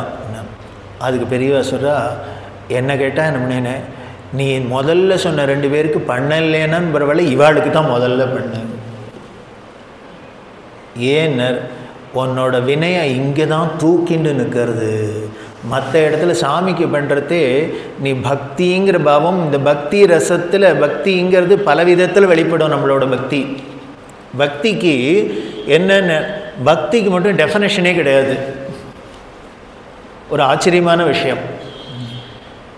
இப்படிலாம் தான் இருந்தால் பக்தி அப்படின்னு நம்ம வேணால் சொல்லிக்கலாம், அவ்வளோதானே வழியோ. பக்திங்கிறதுக்கு இதெல்லாம் இருந்தால்தான், இந்தந்த பாயிண்ட்ஸ் எல்லாம் இருந்தால் தான் பக்தி அப்படின்னு ஒருத்தராலுமே சொல்ல முடியாது. டெஃபனேஷனே இல்லாத ஒரு விஷயம் பக்தி. ஏன்னர் அது மனோபாவத்தை பொறுத்தது, அது மனுஷாளுக்கு மனுஷா மாறும், அவளோட பாவத்தை பொறுத்தது.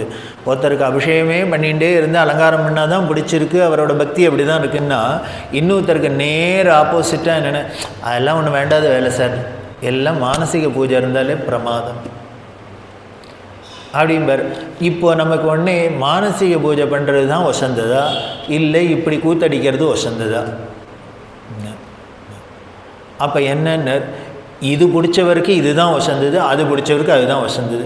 அதனால் இது ரெண்டுத்துக்கும் இங்கே கம்பேரிசனுக்கோ இதுதான் சரி அது தப்பு, அது தப்பு இது சரின்னே இங்கே ஜட்ஜ்மெண்ட்டே கிடையாது. இதுதான் பக்தியில் வேடிக்கை. என்னென்னா பக்தியில் எப்படி அவாளுக்கு நேச்சுரலாக என்ன தோன்றதோ, என்ன மனோபாவத்தில் இவா கிட்டக்க போகிறாளோ நெருங்குறாளோ அதுதான் அங்கே சரி. அது மனுஷாளுக்கு மனுஷா ஈடுபடும், வித்தியாசப்படும். ஸோ அப்போ அந்த பக்தி பாவத்தில் பலவிதங்கள் இருக்குது. அந்த பலவிதங்களில் இந்த வினயம்னு அடக்கம் அப்படிங்கிறதும் ஒரு ஆஸ்பெக்ட்ஸ், அவ்வளோதான். பல ஆஸ்பெக்டில் அதுவும் ஒன்று. ஸோ அதனால் நான் சுவாமிகிட்ட பண்ணுறதே என்னோடய பிரேமம் இருக்கும், அதில் என்னோட வினயம் இருக்கும், அடக்கம் இருக்கும், எல்லாம் சேர்ந்து இருக்கும். அப்படி இருக்கிறதே அங்கே பார்த்தோம்னா முதல்ல சொன்ன ரெண்டுத்துலேயும் ஒவ்வொன்றுத்துலேயும் ஒவ்வொன்றா குறைஞ்சிட்டே வரும். அந்த இடத்துல கடவுள்கிட்ட வரத்தே நமக்கு என்ன பண்ணோன்னர், இந்த வினய பாவம் கொஞ்சம் கம்மியாக இருந்து மற்றதெல்லாம் தூக்கின்னு இருக்கும், மற்ற எமோஷன்லாம் தூக்கி இருக்கும். அடுத்தது பூர்வகால ஆச்சாரியர்கள்ட்ட வரத்தே என்ன பண்ணோன்னர், இந்த வினயபாவம் இன்னும் கொஞ்சம் ஜாஸ்தியாகி மற்றதெல்லாம் அதோட கம்மியாக இருக்கும். ஆனால் இந்த நேர இருக்கிறவாள்கிட்ட பண்ணுறதே தான் மற்றதெல்லாம் குறைஞ்சி போய் இந்த வினயம் மட்டும்தான் தூக்கின்னு நிற்கும். ஒரு ஆச்சரியமான விஷயம் அது. நம்ம நிஜமாகவே யாரையோ பார்க்குறோம், நேராக பார்க்குறோம், நமஸ்காரம் பண்ணணும் அப்படின்னாலே இது எதை குறிக்கிறது அப்படின்னு, அவர் இனிமேல் நமக்கு அத்தை கொடுத்துருவார், இத்தை கொடுத்து ஏதோ சாமி அனுகிரகம் பண்ணுறாப்புல இவரால் சீட்டு கிடச்சிரும், ப்ரமோஷன் கிடச்சிரும், இதெல்லாம் கிடையாது. பெரியவர், ஏதோ நல்லவர், மாமா நமஸ்காரம் பண்ணலாம் அப்படிங்கிறது இதுதான் பணிவோட உச்சம். மாமாவுக்கு முன்னால் நம்ம எல்லாம் ஒன்றும் இல்லை. இப்போ முருகனுக்கு முன்னால் நான் ஒன்றும் இல்லைன்னு சொன்னால் எதான முருகன் எதும்புறேன்னு, அம்பாளுக்கு காமாட்சிக்கு முன்னால் நான்லாம் ஒன்றும் இல்லைன்னு போயாம்போ சொல்லி தான் பாரு என்னோட வஸ்தின்னு. இல்லை ஆதிசங்கருக்கு முன்னால் நாம் ஒன்றும் இல்லை அப்படின்னா இதுதானே நன்னா இருக்கோ கேட்க. நீ சொல்லலைன்னாலும் ஒன்றும் இல்லை தான். ஆனால் கணேச மாமாவுக்கு முன்னால் நான் ஒன்றும் இல்லை அப்படின்னா இப்போ என்ன ஆயிடுதுன்னு, எனக்கும் அடக்கம் வந்துடுது, அவருக்கும் வந்துடும். ஐயோ அப்படிலாம் சொல்லாதீங்க, அப்படிலாம் சொல்லாதீங்க ஒன்று உடனே. இப்போ என்ன ஆகிடுதுன்னு, இந்த நேர பார்க்குறவாள்கிட்ட நமஸ்காரம் பண்ணுறதே தான் இந்த வினயங்கிறது வசத்தியாக தூக்கின்னு நிற்கிறது. உடனே அவள் என்ன பண்ணுறான்னு, நம்ம காலில் விழுந்தோடனே ஆட்டோமேட்டிக்காக அவள் குனிஞ்சு உடனே கையை குடித்து தூக்குறான் நம்மளை. பண்ணுறாளா இல்லையா? காமாட்சி தூக்குவாளா? இல்லை வேறு யாரும் இந்த சுவாமிடான்னு தூக்குவரா? இல்லை, அவள் பாட்டு விசாரணை இருப்பா. இப்போ எய்த்தாப்பில் இருக்கவாள்கிட்ட ஒருத்தையே தான் உடனே நமக்கு ரியாக்ட் பண்ணிட்டு என்னமோ அது அவளையும் மனசை உருக்கிறது. சே இப்படி நம்ம காலில் விழுந்து விழுறது பார், என்ன எப்பேற்பட்ட குழந்தை, சுப்ரீம் கோர்ட்டு ஜட்ஜு நம்ம காலில் விழற அப்படின்னா நம்மளாலே தாங்க முடியல. உடனே நம்மளும் கீழே குனிஞ்சுன்னு அவரை தூக்கினா தேவையில்லை போல இருக்குன்னா. அப்போது இது எதனாலன்னு, உன்னோட வினயம் உன்னோட அடக்கமானது நீ போய் காலில் விழுந்தோன்னு உனக்கும் வசதி ஆக்கிடுத்து, உன்னையும் வசதி எடுத்து அவரையும் வாங்கிக்கிறையும் வசத்துறது. அதனால் எனக்கு என்னமோ இந்த யாரை பார்த்து விழணும், நிறையா நமஸ்காரம் பண்ணோன்னர், கண் எதிர்க்கு பார்க்குற பெரியவாள்லாம் பார்த்து பார்த்து விழுங்கோ அப்படிங்கிற. அதுதான் இன்னும் நம்மளோட நமக்கு இன்னும் வினயம் வரத்துக்கு, அடக்கம் வரத்துக்கு இதுதான் பெருசு. இனிமேல் நான் சாமிகிட்ட விழுந்து வரதுனால இனிமேல் அங்கே விழுந்து மகான்கள்கிட்ட விழுந்து வரதை விட இதுதான் எனக்கு பலன் ஜாஸ்தி கொடுக்கும். அதனால் இந்த யாருக்கெல்லாம் நமஸ்காரம் பண்ணலாங்கிறதே கண்ணெதிர்க்கிற பார்க்குறவாள்லாம் பார்த்து பார்த்து தேடி தேடி நமஸ்காரம் பண்ணுங்கோ. அப்போ தான் சொல்கிறா. எதுக்காக இதை சொல்கிறேன்னா, அந்த நேர உள்ள பெரியவாள்கிட்ட நாம் நமஸ்காரம் பண்ணுறதே தான் அதிக மரியாதை வேறு ஜாஸ்தியாக இருக்குது. சாமிகிட்ட நமஸ்காரம் பண்ணுறதை விட தடார்னு இப்படின்னுட்டு ஓடி வந்துடும். அது என்ன பண்ண ஒரு மெக்கானிக்கலாக பண்ணிட்டு வந்துடுறோம்.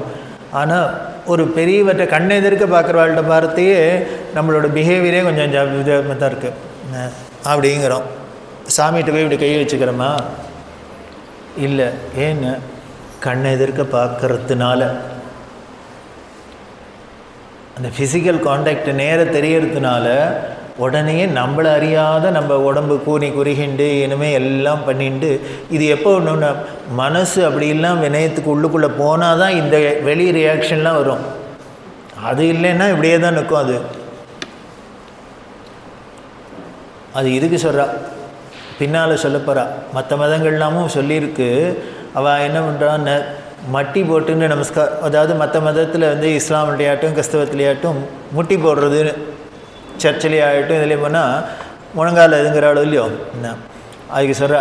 வேறு ஒன்றும் இல்லை, நம்ம நமஸ்காரத்தில் என்னெல்லாம் அஷ்டாங்க நமஸ்காரத்தில் சொல்லியிருக்கு, சாஷ்டாங்க நமஸ்காரத்தில் அதில் ஒன்றும் இது வருது. அதே மாதிரி அவள் என்ன பண்ணானா, இவாளானும் இஸ்லாமில் நமஸ்காரம் பண்ணித்தேன்னா மொட்டி போடுறா. இன்னொன்று பார்த்தாக்க சலாம் அப்படின்னு சொல்லிவிட்டு கையும் தலையுமான சித்த குனிவா. கிறிஸ்தவத்தில் அதுவும் கிடையாது, அது விளையவே விடாது. அதுக்கு மேலே சில விளையல் என்னன்னு பரவாயில்லை, இப்படின்னு வேறு சல்யூட் அடிக்கிறது. சாஸ்திரம் சொல்கிறது, ஒத்த கையால் வந்தனம் பண்ணினா என்ன ஆகிடும், நாம் பண்ணின புண்ணிய முழுக்களும் பேடுமா அப்படின்னு நமக்கு வச்சனம் அதை காமிக்கிறா. அதை ஒத்த கையால் பண்ணினாக்க அதோட பலன் முழுக்களும் போகிறது அப்படின்னு நமக்கு சொல்கிறது. அதனால் பண்ணக்கூடாது. ஒத்த கையால் பண்ணினா அது தோஷத்தை கொடுக்கும், நம்ம பண்ணின புண்ணியங்களை போயிடும் அப்படின்னு அது பண்ணப்படாது அப்படின்னு. ஆனால் அவளுக்கு அதுதான் பழக்கமாக இருக்குது. அதாவது நம்ம எது பண்ணப்படாதுங்கிறவோ பண்ணணும், அவ்வளோதான். அப்படி நாம் அந்த நமஸ்காரம் பண்ணுறதே எய்த்தாப்பில் இருக்கிறவள்கிட்ட பண்ணுறதே நம்மளை அறியாத அந்த வினயம்ங்கிறது மேலோங்கி நிற்கிறது. மற்ற பக்தியில் இருக்கிற ஆஸ்பெக்ட்ஸ் எல்லாம் பின்னுக்கு போயிடுது. மற்ற இடங்களில் பண்ணுறது இந்த வினயம் கொஞ்சம் குறைங்கிறது, மற்றதெல்லாம் பெருசாக போயிடுறது. அதனால் எனக்கு என்னமோ இங்கே நேர பார்க்குறவாளை பண்ணுறது தான் ரொம்ப நமக்கு பலன் ஜாஸ்தி கொடுக்கக்கூடியது. அதனால் தேடி தேடி போய் பண்ணுங்கோங்கிற அது சொல்கிறா. எனக்கு தான் அந்த அதிர்ஷ்டம் இல்லை, துரதிர்ஷ்டம். அதில் சொல்கிறா, எனக்குன்னு வாச்ச 2 துரதிர்ஷ்டம். என்ன அப்படின்னா, ஒரு நமக்கு சம்பிரதாயத்தில் மேல் வர்ணத்தில் இருக்கிறவா கீழ் வர்ணத்தில் இருக்கிறவாளை நமஸ்காரம் பண்ணக்கூடாது, உயர்ந்த மேல் ஆசிரமத்தில் இருக்கிறவா கீழே இருக்கிற ஆசிரமத்தில் நமஸ்காரம் பண்ணக்கூடாது அப்படிலாம் இருக்கிறதுனால இந்த சந்நியாச ஆசிரமத்தில் இருக்கிறவா அது 4வது ஆசிரமம் உயர்ந்ததாக இருக்கிறதுனால அவள் மற்றவாளுக்கு நமஸ்காரம் பண்ண முடியாது. இவாளை பார்த்தாக்க மற்றவா தான் நமஸ்காரம் பண்ணணும். சரி, இப்போது எனக்கு இனிமேல் கண் எதிர்க்க பெரியவாளெல்லாம் பார்த்தேன்னா ஓடி போய் நமஸ்காரம் பண்ண முடியாத காவி ஒன்றும் தடுக்கிறது. சரி, இந்த சந்நியாசியாக இருந்தால் கூட இன்னொரு சன்னியாசிகளை பார்த்தா நமஸ்காரம் பண்ணலாம் அப்படின்னு இருக்குது. அதுலேயும் என்ன விதின்னு, இந்த மற்ற சாதாரண இது மனுஷாளுக்கு வயசு தான் நமக்கு முதல். வயசில் பெரியவாளான்னா முதல்ல நமஸ்காரம் பண்ணுது.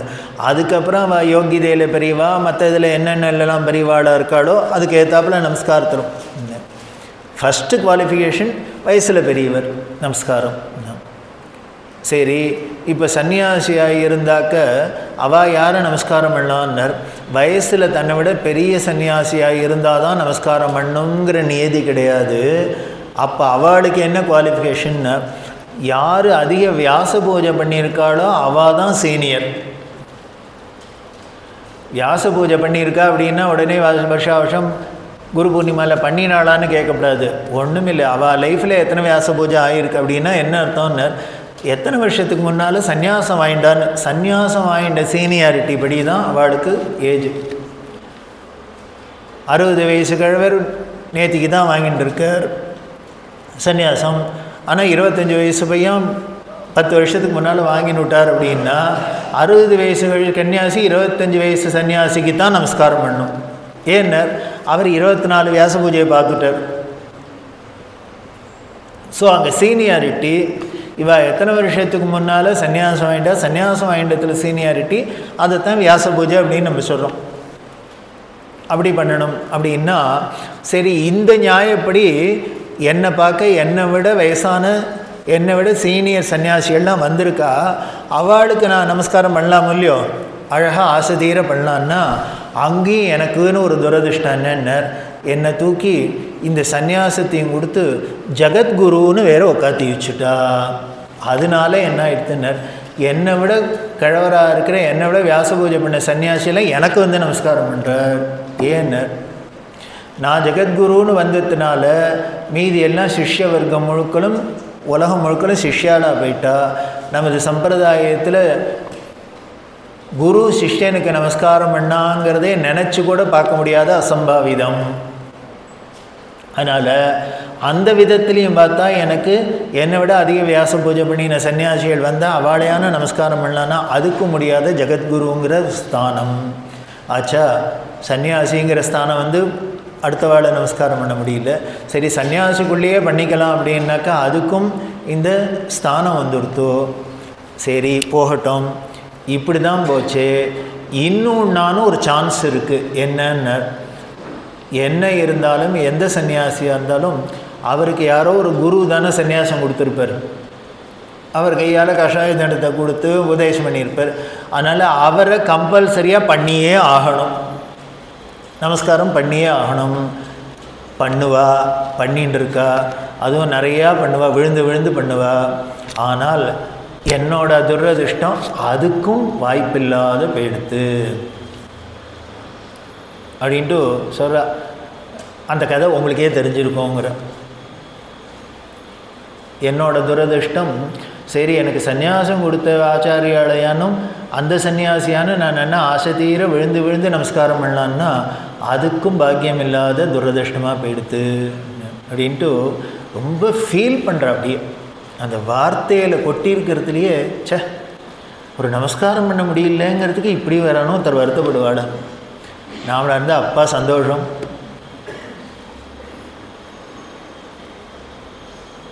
ஆனால் அப்படி வருத்தப்படுறா ஒருத்தர். இப்படி எனக்குன்னு வந்தது, அதை வேறு சொல்லிக்க, எனக்குன்னு வாச்ச துரதிர்ஷ்டம் அப்படிங்கிற, எனக்குன்னு வாச்ச துரதிர்ஷ்டம். ஏன்னா அந்த கதை தான் உங்களுக்கு தெரியுங்கிறா, தெரிஞ்சுக்க வேண்டிய கதை. 1907 பிப்ரவரியில் தான் பெரியவாக்கு கலவையில் சன்னியாசம் கொடுத்தது. சன்னியாசாசனம் வாங்கிக்கிறதே எப்படின்னார், இது அப்போவே ஸ்வயம்பூ தான். 1905 உபநயனமாச்சு. உபநயனமாகி கொஞ்ச நாளில் அப்புறம்தான் அப்போது பீடாதிபதிகளாக இருந்த 66வது பெரியவாள்கிட்ட அப்பா அழிச்சுன்னு போனார்.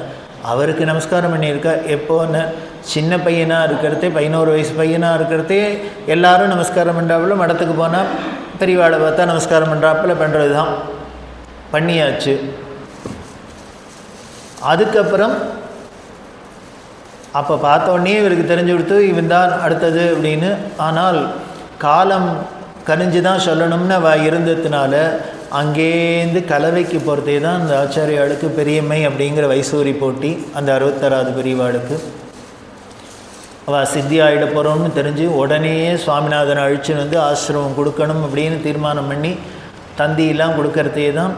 அப்பா ஊரில் இல்லாத இருந்து அம்மாவால் மட்டும் தனியாக அழிச்சுன்னு வர முடியாது குழந்தைகளை அப்படிங்கிற ஒரு நிர்பந்தத்தில் இவள் வரத்துக்குள்ளே அந்த 66வது பெரியவாளும் சித்தியாகிற சமயமாகி ஆச்சாரியால் இல்லாத, பீடாதிபதி இல்லாத இருக்க முடியாதுங்கிற சூழ்நிலையில் தான் எதிர்பார்த்த சுவாமிநாதன் வரலங்கிறதுனால தனக்கு கைங்கரியம் பண்ணியிருந்த லக்ஷ்மிகாந்தன் அப்படிங்கிற அந்த பிரம்மச்சாரிக்கு ஆசிரமத்தை கொடுத்து அவர் சித்தி ஆகிட்டார். அந்த 66வது பெரியவா இப்போ 67 வரணும்னு நினச்சதோ சுவாமிநாதனை, ஆனால் காலமோ அவர் அங்கே கொண்டு சேர்க்கலை. அதனால் அங்கே இருந்த 67வது பெரியவர் ஆகிட்டார். அவர் யாருன்னா பெரியவாளோட சொந்த பெரியம்மா பிள்ளை, அம்மாவோட அக்கா பிள்ளை. அவர் 67 வந்தாரா.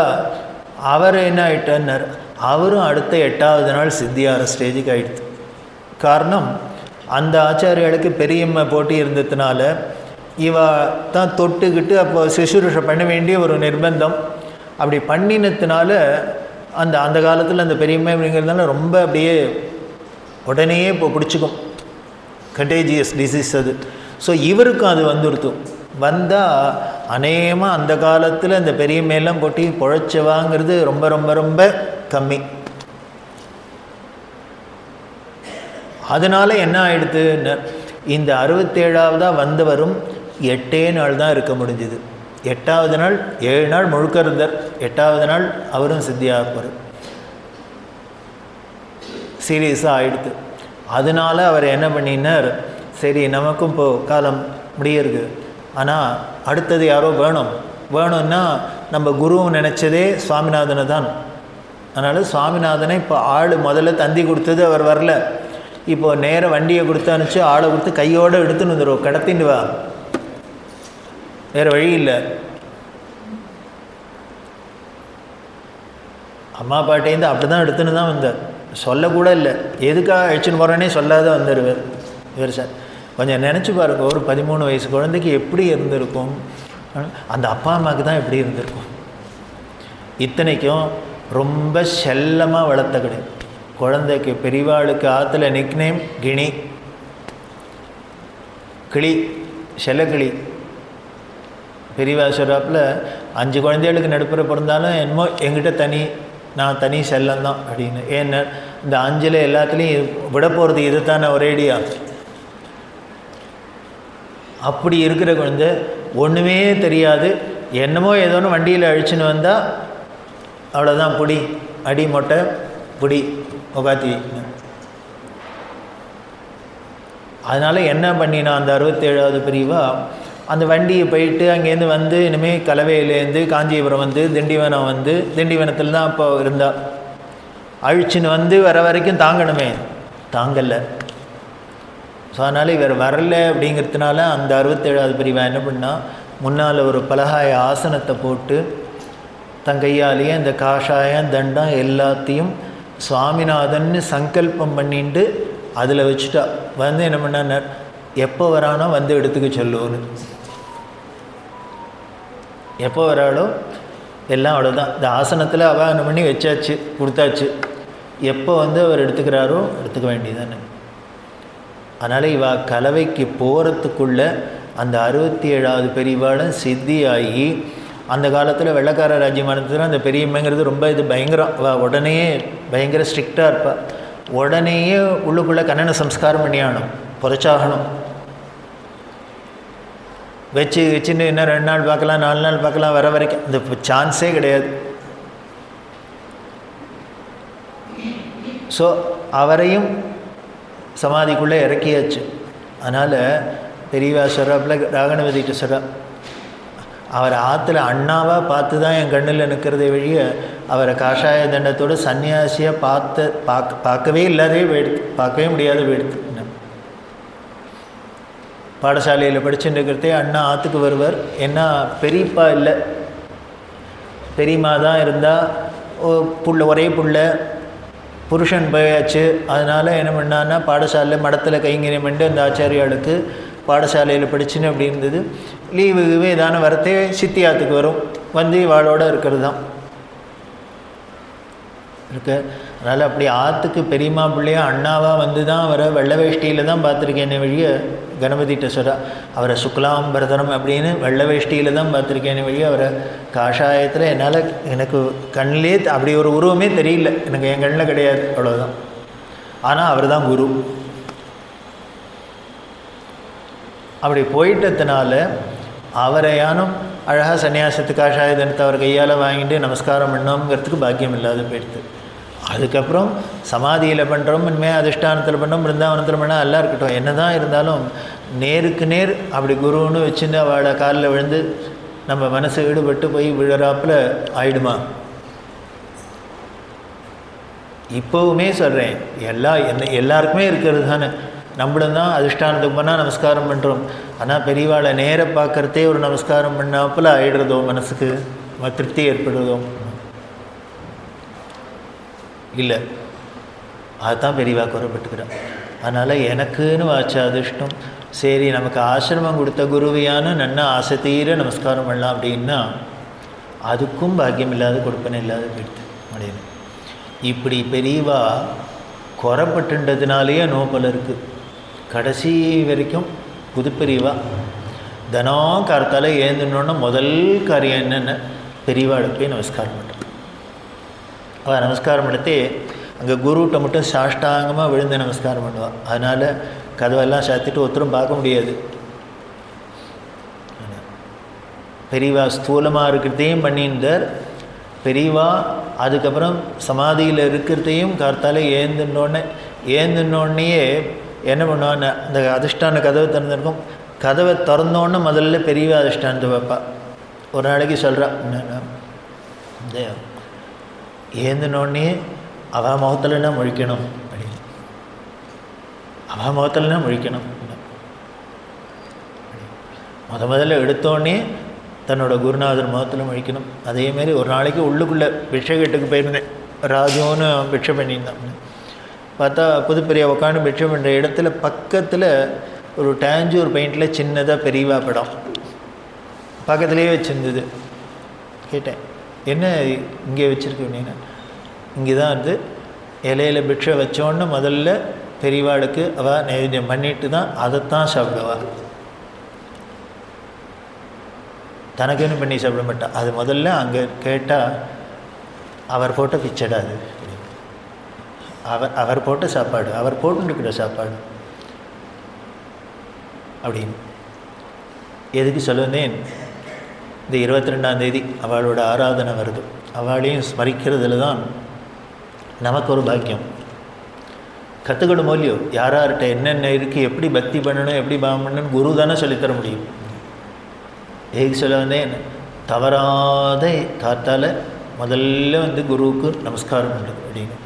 அது அப்புறம் இப்போ தோன்றது, எதுக்காக அப்படி விடாத பண்ணியிருந்தா அப்படின்னு. வேறு ஒன்றும் இல்லை, அவர் குரு குறைப்பட்டுட்டார் இல்லையோ, தன்னோட குருவுக்கு இப்படி நமஸ்காரம் இந்த விழுந்து விழுந்து தினம் பண்ண முடியாத இப்போ எடுத்து பண்ண முடியாமல் இந்த குறைப்பட்டுட்டாரேன்னு அந்த குறை நமக்கு இருக்கக்கூடாதுங்கிறதுக்காக இவ பண்ணிட்டா போல. அப்படி தன்னோட துரதிருஷ்டமாக அதை சொல்லி, அதனால் என்ன பண்ணுறேன் அப்படின்னா, நீங்கள் உங்களுக்கெல்லாம் வாய்ப்பு கிடச்சிருக்கு, கிடைச்ச வாய்ப்பை யூஸ் பண்ணிங்க அப்படிங்கிற. கிடைச்ச வாய்ப்பை யூஸ் பண்ணிட்டு எங்கெல்லாம் முடியறதோ, எங்கெல்லாம் பெரியவாளை பார்க்குற இடம் விழுந்து நன்னா நமஸ்காரம் பண்ணுங்கோ, விழுந்து விழுந்து பண்ணுங்கோ. அப்படி பண்ணுறதே கீழ்ப்படியறது கீழ்ப்படியறது அப்படிங்கிறவன். என்ன கீழ்ப்படியறதுன்னா என்ன ஒபீடியன்ஸ் அப்படிங்கிறோம். ஒபீடியன்ஸ்னால் என்ன, கீழ்ப்படியறது அப்படின்னா எப்போ கீழ்ப்படிவோம் அப்படின்னா, நமஸ்காரம் பண்ணுறது தான் கீழ்ப்படியறது. கீழ்ப்படியறதுல அது எப்போ அப்படின்னா, அப்படி கீழே விழுந்து கடந்துட்டோம் அப்படின்னா அதுக்கப்புறம் அவள் என்ன சொன்னாலும் கேட்போம். கீழ்ப்படியலை அப்படின்னா அப்புறம் அவள் சொன்னதை கேட்க முடியாது. அப்போ என்ன பண்ணலாம் அப்படின்னா, நாம் ஒருத்தட்ட முதல்ல அவளுக்கு நமஸ்காரம் பண்ணி கீழ்ப்படிஞ்சிட்டோம் அப்படின்னா அதுக்கப்புறம் அவள் என்ன சொன்னாலும் கேட்குற ஒரு வினயம் வரும், அடக்கம் வரும். அதுக்காக எல்லோரும் விழுந்து நமஸ்காரம் பண்ணுங்கோ அப்படிங்கிற அந்த தலங்கனையும் குறையறதுக்கு தலையால் வணங்கிறது. தலையே நீ வணங்காய், தலை மாலை தலை கணிந்து தலையாலே பலி தேரும் தலைவனை தலையே நீ. அப்பர் சுவாமிகள் சொல்லு, தலை எதுக்கு இருக்குன்னு, உன்னை நமஸ்காரம் பண்ணுறதுக்கு தான்ப்பா. உனக்கு தலையில நமஸ்காரம் பண்ணுறதுக்கு தான் தலையே இருக்குது நீ. அப்படி நமஸ்காரம் பண்ணுறதே குப்புற விழறோம். இப்படி தானே குப்புற விழுந்து தானே நமஸ்காரம் பண்ணுறோம். அது ஏன் குப்புற விழறோம்? இப்போ அப்படிலாம் ஒருத்தரும் விழறதில்லை, விழ முடியறதில்லை.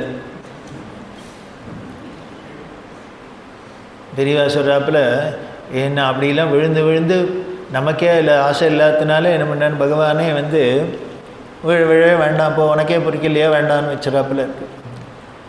பெரியவா சொல்கிறாளே, ஏன் இவாளுக்கு சுகர் வந்தது பிபி வந்ததுன்னு என்ன பண்ணுறது, ஏகாசி அன்றைக்கி எல்லாத்தையும் சாப்பிட்டா அப்படி தான் வரணும். மரியாதையே சாஸ்திரம் மாதத்தில் 2 நாள் ஒன்றும் சாப்பிடாதுன்னா கேட்கலன்னா என்ன பண்ண, ஆயுசு முழுக்கணும் சாப்பிடாதுன்னு பண்ணி விடுறார்.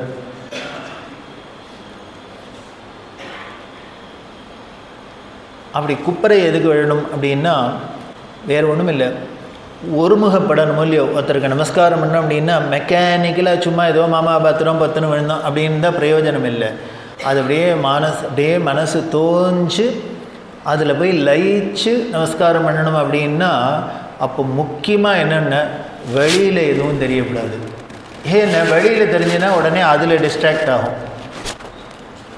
நம்ம நமஸ்காரம் பண்ணிட்டே அவள் பார்க்குறாளா இவா பார்க்குறாளா இதெல்லாம் இருந்ததுன்னா நம்ம பிரமாதமாக அப்படியே மனப்பூர்வமாக நமஸ்காரமாக இருக்குமா இருக்காது. அப்போ என்ன பண்ணிட்டா அப்படின்னார், உலகமே கண்ணுக்கு தெரியாத தரையை பார்த்துன்னு குப்புற விழுந்துடும். அப்படி பண்ணினீன்னா உன்னோட ஒரு இந்திரியங்களும் ஒன்றுத்துக்கும் வெளியில் ஒன்றுத்தையுமே பார்க்க முடியாது. இது கடைசியில் என்னென்ன, மனசு முழுக்களும் யாரு காலில் விழறியோ அங்கேயே நிற்கும்.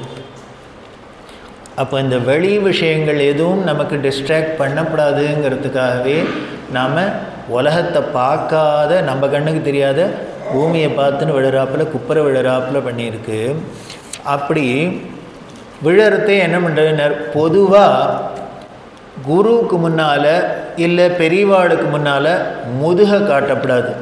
நமக்கு அவமரியாதையில் ஒன்றும் முதுகை காட்டப்படாதுன்னு பெரியவாள்கிட்ட தரிசனம் பண்ணிட்டு வரத்தையோ இல்லை கோவிலில் சுவாமி சன்னதிக்கு போனாலோ ரொம்ப விஷயம் தெரிஞ்சவா என்ன பண்ணுவான்னா பின்னாலேயால் நடந்து வருவாள். ஏன்னா சுவாமிக்கு முதுகை காமிக்கப்படாது, குருவுக்கு முதுகை காமிக்கப்படாது, எல்லாத்தையும் சொல்கிறாப்புல போய்ட்ரேன் அப்படின்னு சரன்னு யூ டர்ன் போட்டுன்னு வரக்கூடாது, ஜாகிரதையாக வரணும். அப்படி பின்னாலேயால் வரத்தையே முள்ள தான் வருவோம், விடு விடு விடுன்னு ஓடி வர மாட்டோம். முதுகு காட்டப்படாது. பெரியவா கேட்குறா, இப்படி குருவுக்கு எதிர்க்கையோ ஒரு வயசில் பெரியவா எதிர்க்கையோ மரியாதை குறைவு, முதுகை காமிக்கப்படாது. ஆனால் நான் குப்புற விழுந்து நமஸ்காரம் பண்ணால் அவளுக்கு முதுகை தானே காமிக்கணும். இப்போ மட்டும் பரவாயில்லையாங்கிறா. இப்போ முதுகு சாதாரணமாக அந்தனை போகிறதையே முதுகு காமிக்கப்படாதுன்னா நன்னா பெசாத தலை குப்புற விழுந்துண்டு முதுகை காமிச்சா பரவாயில்லையாண்ணா. அதுக்கு பெரியவா சொல்கிறா, எனக்கு என்னமோ ஏன் இப்படி முதுகு காமிக்க சொல்லிக்குன்னு, நீ இவா இதற்கு புறமுதுகு காட்டினாக்க தோஷம் இல்லை, இல்லைன்னா வெளியில் புறமுதுகு காமிக்கிறப்பல ஆகிடும். எவனானும் ஓட ஓட வரட்டும். இந்த வெளியில் முதுகு காமிச்சாக்க புறமுதுகு காமிச்சின்னு ஓடினா அவமானம். இங்கே குருவுக்கு முன்னால், சுவாமிக்கு முன்னால், பெரியவாளுக்கு முன்னால் நாம் முதுகை காமிச்சிட்டோம் அப்படின்னா இதுவே நமக்கு ஆசீர்வாதமாக ஆகிடுறது, பகுமானமாக ஆகிடுது. அதனால் இங்கே மட்டும் புறமுதுகை காமிக்கலாம். இங்கே காமிச்சிட்டோன்னா வேறு எங்கேயும் காமிக்க வேண்டாமா. மரியாதையே இது நம்ம வாலண்டியராக காமிக்கிறது. அதெல்லாம்னா அவன் அடித்து உரட்டுறதுனால காமிக்கிறது. வெளியில் புறமுதுகை காமிக்கிறது அவன் துரத்துறான், அதனால் ஓடி வரான் பயந்துண்டு. ஸோ அதனால் இது நாம் வாலண்டியராக முதுகை காமிக்கிறதுனால இப்படி காமிச்சிட்டோம் அப்படின்னு நமஸ்காரம் பண்ணிட்டோம்னா வெளியில் எங்கேயும் யார்கிட்டையும் நம்ம புறமுதுகை காமிச்சின்னு ஓடி வர வேண்டாம். ஸோ அதை அவாய்ட் பண்ணுறதுக்காக இங்கே காமிச்சிடலாங்கிற இது காமிக்கிறதுல. அதே மாதிரி அப்படி தரையோட தரையாக கிடக்கிறதுல என்ன அப்படின்னா வேற ஒன்றும் இல்லை, எவ்வளவுக்கு அவ்வளோ நம்ம அந்த அகம் தாழ்ந்து கீழ் நிலையில் இருக்கமோ அவ்வளவுக்கு அவ்வளோ என்ன சேரும். பெரியவா கேட்குறா, ஒரு இடத்துல பள்ளம் இருந்ததுன்னா அங்கே என்ன சேரும்னார். எங்கேயோ தண்ணி இருக்குது, மழை பெய்யுறதுன்னா எந்த இடத்துலாம் பள்ளம் இருக்கோ அங்கெல்லாம் நல்லா தண்ணி தேங்கின்னு நிற்கும். ஃப்ளாட்டாக இருந்ததுன்னா சரன்னு ஓடி போயிடும், தண்ணியே தேங்காது.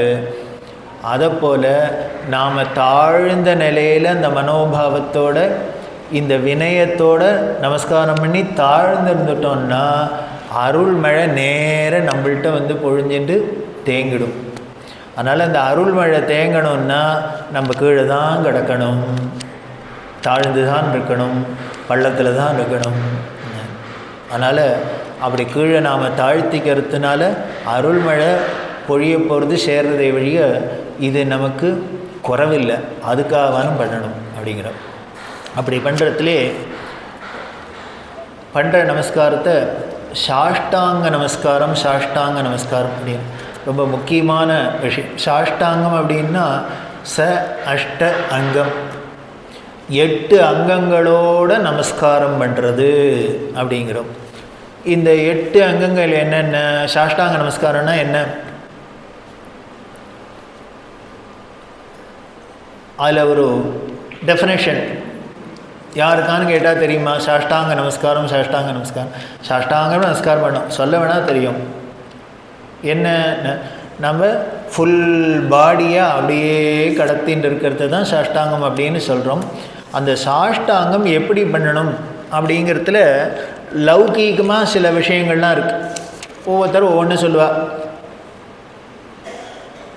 இதை தான் இந்த பண்ணோம், அதுதான் பண்ணோம். அதில் சொல்கிறா முன்தலை இந்த மோவாக்கட்டையெல்லாம் படுறாப்பில் இருக்கணும் அப்படின்னு. பெரியவா கேட்குறா, இந்த முன்தலையும் மோவாக்கட்டையும் சேர்ந்தே தரையில் படவே முடியாது. யாராலும் பண்ணி பாருங்க, ஒருத்தராலையும் பண்ண முடியாது. ஒன்று தலையை இப்படி குனிஞ்சாக்க இது தூக்கின்னுடும், இதை குனிஞ்சுன்னா தலை தூக்கிக்கும். ஸோ அதனால் ரெண்டுத்தையும் சைமல்டேனியஸாக கீழே தரையில் வைக்கவே முடியாது. அப்போது இந்த டெஃபினேஷன்லாம் இது சொல்கிறேன்னா சில பேர் லௌகீகமாக இப்படி தான் அப்படி தான் சொன்னால் அந்த என்ன பேசின்னு இருக்கா எல்லாரோடையும், அதில் ஒருத்தர் சொன்னார். அதுக்கு சொல்கிறா, நீ சொல்கிறாப்பில் பண்ணணுன்னா தலையும் மோவாக்கட்டையும் ரெண்டும் ஒன்றால் பண்ண முடியுமோங்கிற. பண்ண முடியாது. இப்படி ஒன்றொன்னா கடைசியில் இது இல்லை இது இல்லை இது இல்லைன்னு ரிஜெக்ஷன். அதுதான் பெரியவாள்கிட்ட உடனே இல்லை இல்லை நான் சொல்கிறேன் சாஷ்டாங்கன்னா என்னன்னு அப்படின்னு வரவே மாட்டா. உடனே உனக்கு தெரியுமோ சாஷ்டாங்கன்னா என்ன? என்னென்ன அந்த 8 அங்கம்? அவர் உடனே அவருக்கு தெரிஞ்சது சொன்னார்னா உடனே அதை சொல்கிறா, இப்படி யாரான்னு சொன்னால்னா பண்ணி காமின்னாக்க சபையில் அசிங்கங்கிற. எப்படி பார்க்குறா தெரியுமோ, ஒரு அந்த அந்த கௌரவம், ஒரு அந்த இங்கிதம் அப்படிங்கிறது எப்படி பார்க்குறான்னு ஆச்சரியமாக இருக்குது. அதுலேயே வருது சொல்கிறா, இதெல்லாம் நான் வாயால் சொல்லலாம், தேரியாக சொல்லலாம், இதை உங்களுக்கு பண்ணி காமிச்சாதான் ஓரளவுக்கு புரியும். ஆனால் பண்ணி காமின்னு இங்கே இருக்கிறவாள்கிட்ட சொன்ன, இவர் பண்ணி நான் பண்ணி காமிக்க முடியாது. ஒருத்தருக்கும் சாஷ்டாங்க நமஸ்காரம் உங்கள் எதிர்க்க நான் பண்ணி காமிக்க முடியாது.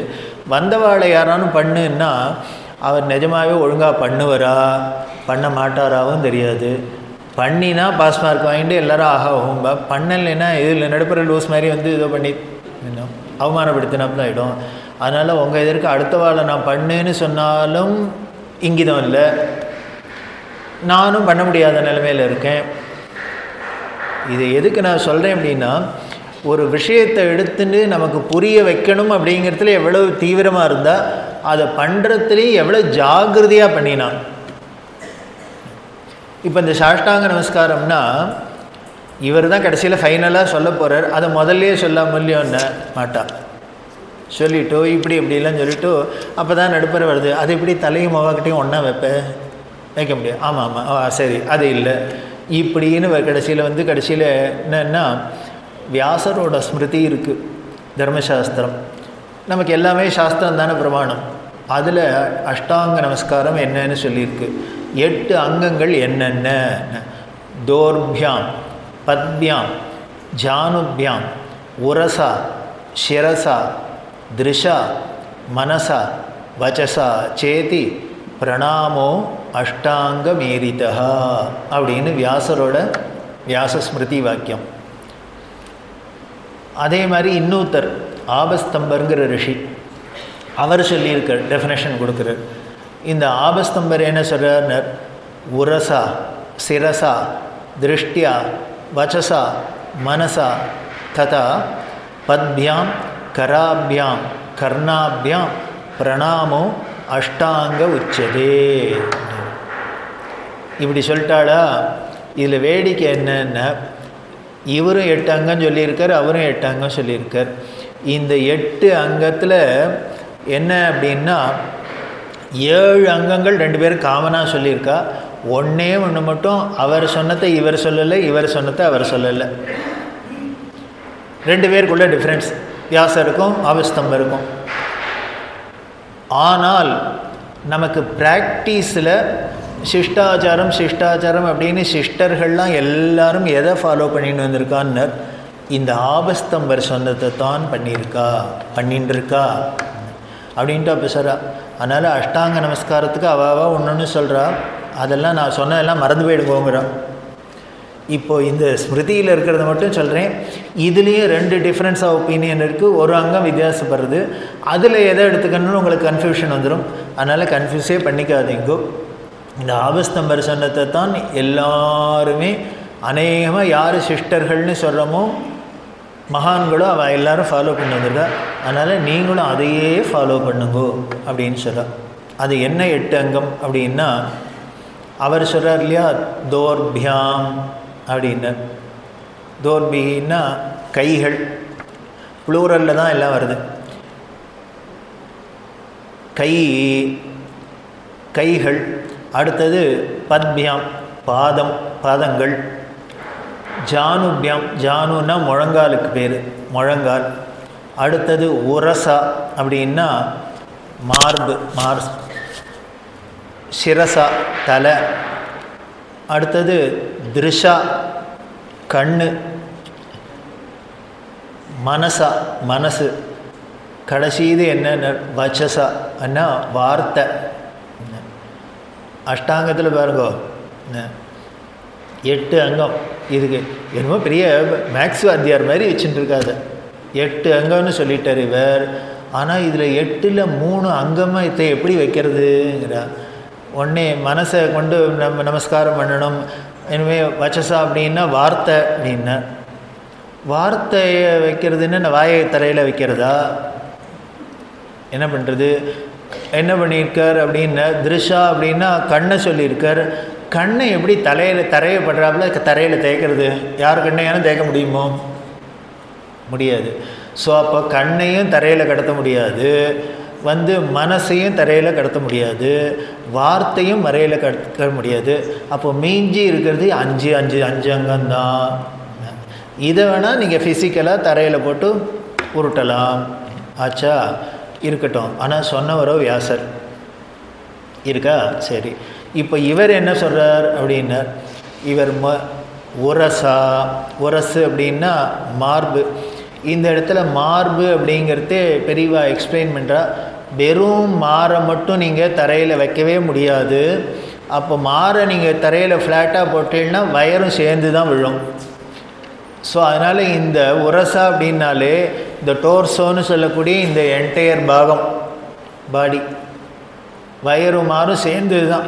ஸோ அதனால் அவள் என்ன பண்ணிட்டாளான்னா, 2 ரிஷிகளுமே நீ வெறும் மாறுன்னு சொன்னாலே இவனால் வயத்தை மட்டும் நீக்கிட்டு முடியாது, அதனால் நீ மாறுன்னே சொல்லி அவன் எல்லாத்தையும் சேர்த்து தான் விடுவான். அதனால் என்டையர் பாகம் முழுக்களும் தரையில் விழுந்துடும் அப்படின்னு அந்த டோர்சோவை சேர்த்துருக்கார், மார்பு அப்படின்னு அர்த்தம். ஆச்சா, சிரசா சொல்லிட்டார். உரசா சிரசா, சிரசு தலை. இந்த தலையிலையும் என்னென்ன, இந்த இடம்தான், இந்த முன்னெத்தின்னு சொல்லுமே அந்த இடம்தான் பட முடியும். திருஷ்டியா என்ன, பார்வை, கண்ணு. இந்த வச்சசா வார்த்தை, மனசா மனசு. இவரும் அதே 3, எது முடியாத அந்த 3 இவரும் சொல்லிட்டார். ததா பத்பியாம் பாதம், கராபியாம் கரங்கள், கர்ணாபியாம் காது. இப்போ என்ன டிஃபர் ஆகுதுன்னு அவர் தோர்பியாம் ஜானுபியாம்னு சொன்னார். தோர்பியாம் அதாவது பத்பியாம் ஜானுபியாம்னு சொன்னார். பாதம் முழங்கால்னு சொன்னார், 2ஆக சொன்னார் வியாசர். ஆனால் இவர் ஆபஸ்தம்பர் என்ன சொல்லிட்டார்னார், ஐயோ நீ பாதத்தை வச்சாலே என்டையர் காலையும் தான் வரணும், அதுக்கப்புறம் முட்டின்னு ஒன்று தனியாக சொல்ல வேண்டாம். சில பேர் முட்டியை தூக்கிட்டு பண்ணாலும் பண்ணுவா. அதனால் ஃப்ளாட்டாக தரையாக கிடக்கணுன்னா முட்டி தூக்காது தான் பண்ணியானோம். அதனால் நீ பத்பியாம் அப்படின்னு சொன்னாலே பாதத்தை சொல்லிட்டாலே அந்த பாதத்திலேருந்து இருக்கிற வரைக்கும் எல்லாமே சேர்ந்து தரையில் விழுந்துடும். ஆச்சா, அப்போது இவர் முட்டி அது கால் முழங்கால்னு 2ஆக சொன்னத்தை இவர் 1ஆக சொன்னதுனால இன்னொன்று குறையுமே. அதுக்கு என்னன்னார், கர்ணாபியாம் காதை சொல்லிட்டார். அப்போ என்ன பண்ணோன்னார், நம்ம நமஸ்காரம் பண்ணுறதே ஃபுல்லாக பாதத்திலேருந்து என்டையர் கால் இடுப்பு வரைக்கும் இருக்கிறது. அதுக்கப்புறம் மார்பை சொன்னதுனால, உரசான்னு சொன்னதுனால இந்த வயத்துலேருந்து இது வரைக்கும், இதுலேருந்து இது வரைக்கும் கீழே முதல்ல எல்லாம் ஃப்ளாட்டாக கிடக்க போகிறது. அடுத்ததில் கை, கராபியம் அப்படின்னா 2 கையும் கீழே கிடக்கிறது. அந்த கீழே கிடக்கிறதுலையும் எப்படி கிடக்கணும்னு பின்னால் வரப்போகிறது. இப்போது கர்ணத்தை வைக்கணும் அப்படின்னா எப்படி காதை வைக்கிறது அப்படின்னா, அதனால் சிரசு தான், சிரசும் தானே கீழே இறங்கியிருக்க போகிறது. இப்போது காதை எப்படி வைக்கிறதுன்னர், சிரசை நகுத்தணுமா, இப்படி திருப்பி இந்த காதை கீழே எடுத்துக்கிறது, அப்படி திருப்பி அந்த காதை கீழே வச்சுக்கிறது. அதே மாதிரி கையை வைக்கிறதே ஒரு கையை நேர தூக்கி முன்னால் இப்படி வச்சுக்கிறது, இந்த கையை இப்படி வச்சுட்டோம் அப்படின்னால் இப்போ கை இந்த பின்கை முழுக்கலும் பட்டுருத்தோம். அப்புறம் என்ன பண்ணுறது அப்படின்னா, இப்படி வச்சுன்னுட்டோம் அப்படின்னா இந்த பக்கத்து கை தரையில் பட்டுருத்தோம். அப்போ என்ன பண்ணினார், ஒரு கையை இப்படி முதல்ல வலது கையை இப்படி தூக்கி முன்னால் தலைக்கு முன்னால் நீட்டிண்டு பாடியோடு நீட்டிண்டு இந்த கையை கீழே இப்படி வச்சுட்டு இப்போ இந்த காதை இல்லை இந்த காதை இப்படி நகர்த்திண்டு பட்டுட்டா இப்போது 5 அங்கமும் பட்டுருத்தோம். இதையே இன்னொரு காது இருக்கிறதுனால இதை ரிவர்ஸில் ஆர்டரில் இப்படி பண்ணேன்னா இப்போ ஆயிடுத்து. இப்போ ஆச்சா, பட்டுடுத்து. பெரியவா சொல்கிறா 5 அங்கம் தானே சொல்லியிருக்கிற, 8ல் 3 என்ன பண்ணார், வார்த்தையும் வைக்க முடியாது, கீழே போட முடியாது, மனசையும் கீழே போட முடியாது, கண்ணையும் கீழே போட முடியாது. ஆனால் 5 அங்கம் தான் செய்கிறது, ஆனால் 8 அங்கம்னு சொல்லியிருக்கு. பெரியவா சொல்கிறா, அவர் சொன்னார் அப்படின்னா என்ன அர்த்தம்னார், கண்ணால் எந்த குருவை நினைக்கிறோமோ, யார் எந்த உருவத்துக்கு நமஸ்காரம் பண்ணுறோமோ அவளை கண் எதிர்க்க கொண்டு வரணும் பாவத்தில். சும்மா எதையோ நினச்சிட்டு யார் காலையோ விழக்கூடாது. எதுக்கு நாம் நமஸ்காரம் பண்ணுமோ அவரோட உருவம் நமது கண்ணை எதிர்க்க வராப்பில் கண்ணை எதிர்க்க கொண்டு வரணும். அதனால கண்ணை சொன்னால் அதே மாதிரி மனசு வைக்கணும். மனசு கொண்டு போய் நம்ம விழறதுக்கு முன்னால் நம்ம மனசை காலில் விழுந்தோன்னா நல்லா மனசுன்னு சொன்னால் வச்சசா அப்படின்னா அப்போ என்ன பண்ணோம்னா இவாளுக்கு நமஸ்காரம் பண்ணிட்டு வேறு கதை பேசப்படாது. நமோ நமஹா நமோ நமஹான்னு வாயாலி சொல்லிகிட்டே நமஸ்காரம், வார்த்தையாலையும் இல்லையா. என்ன மாமா சௌக்கியமாக இருக்கேடா அப்படின்னு நமஸ்காரம் பண்ணா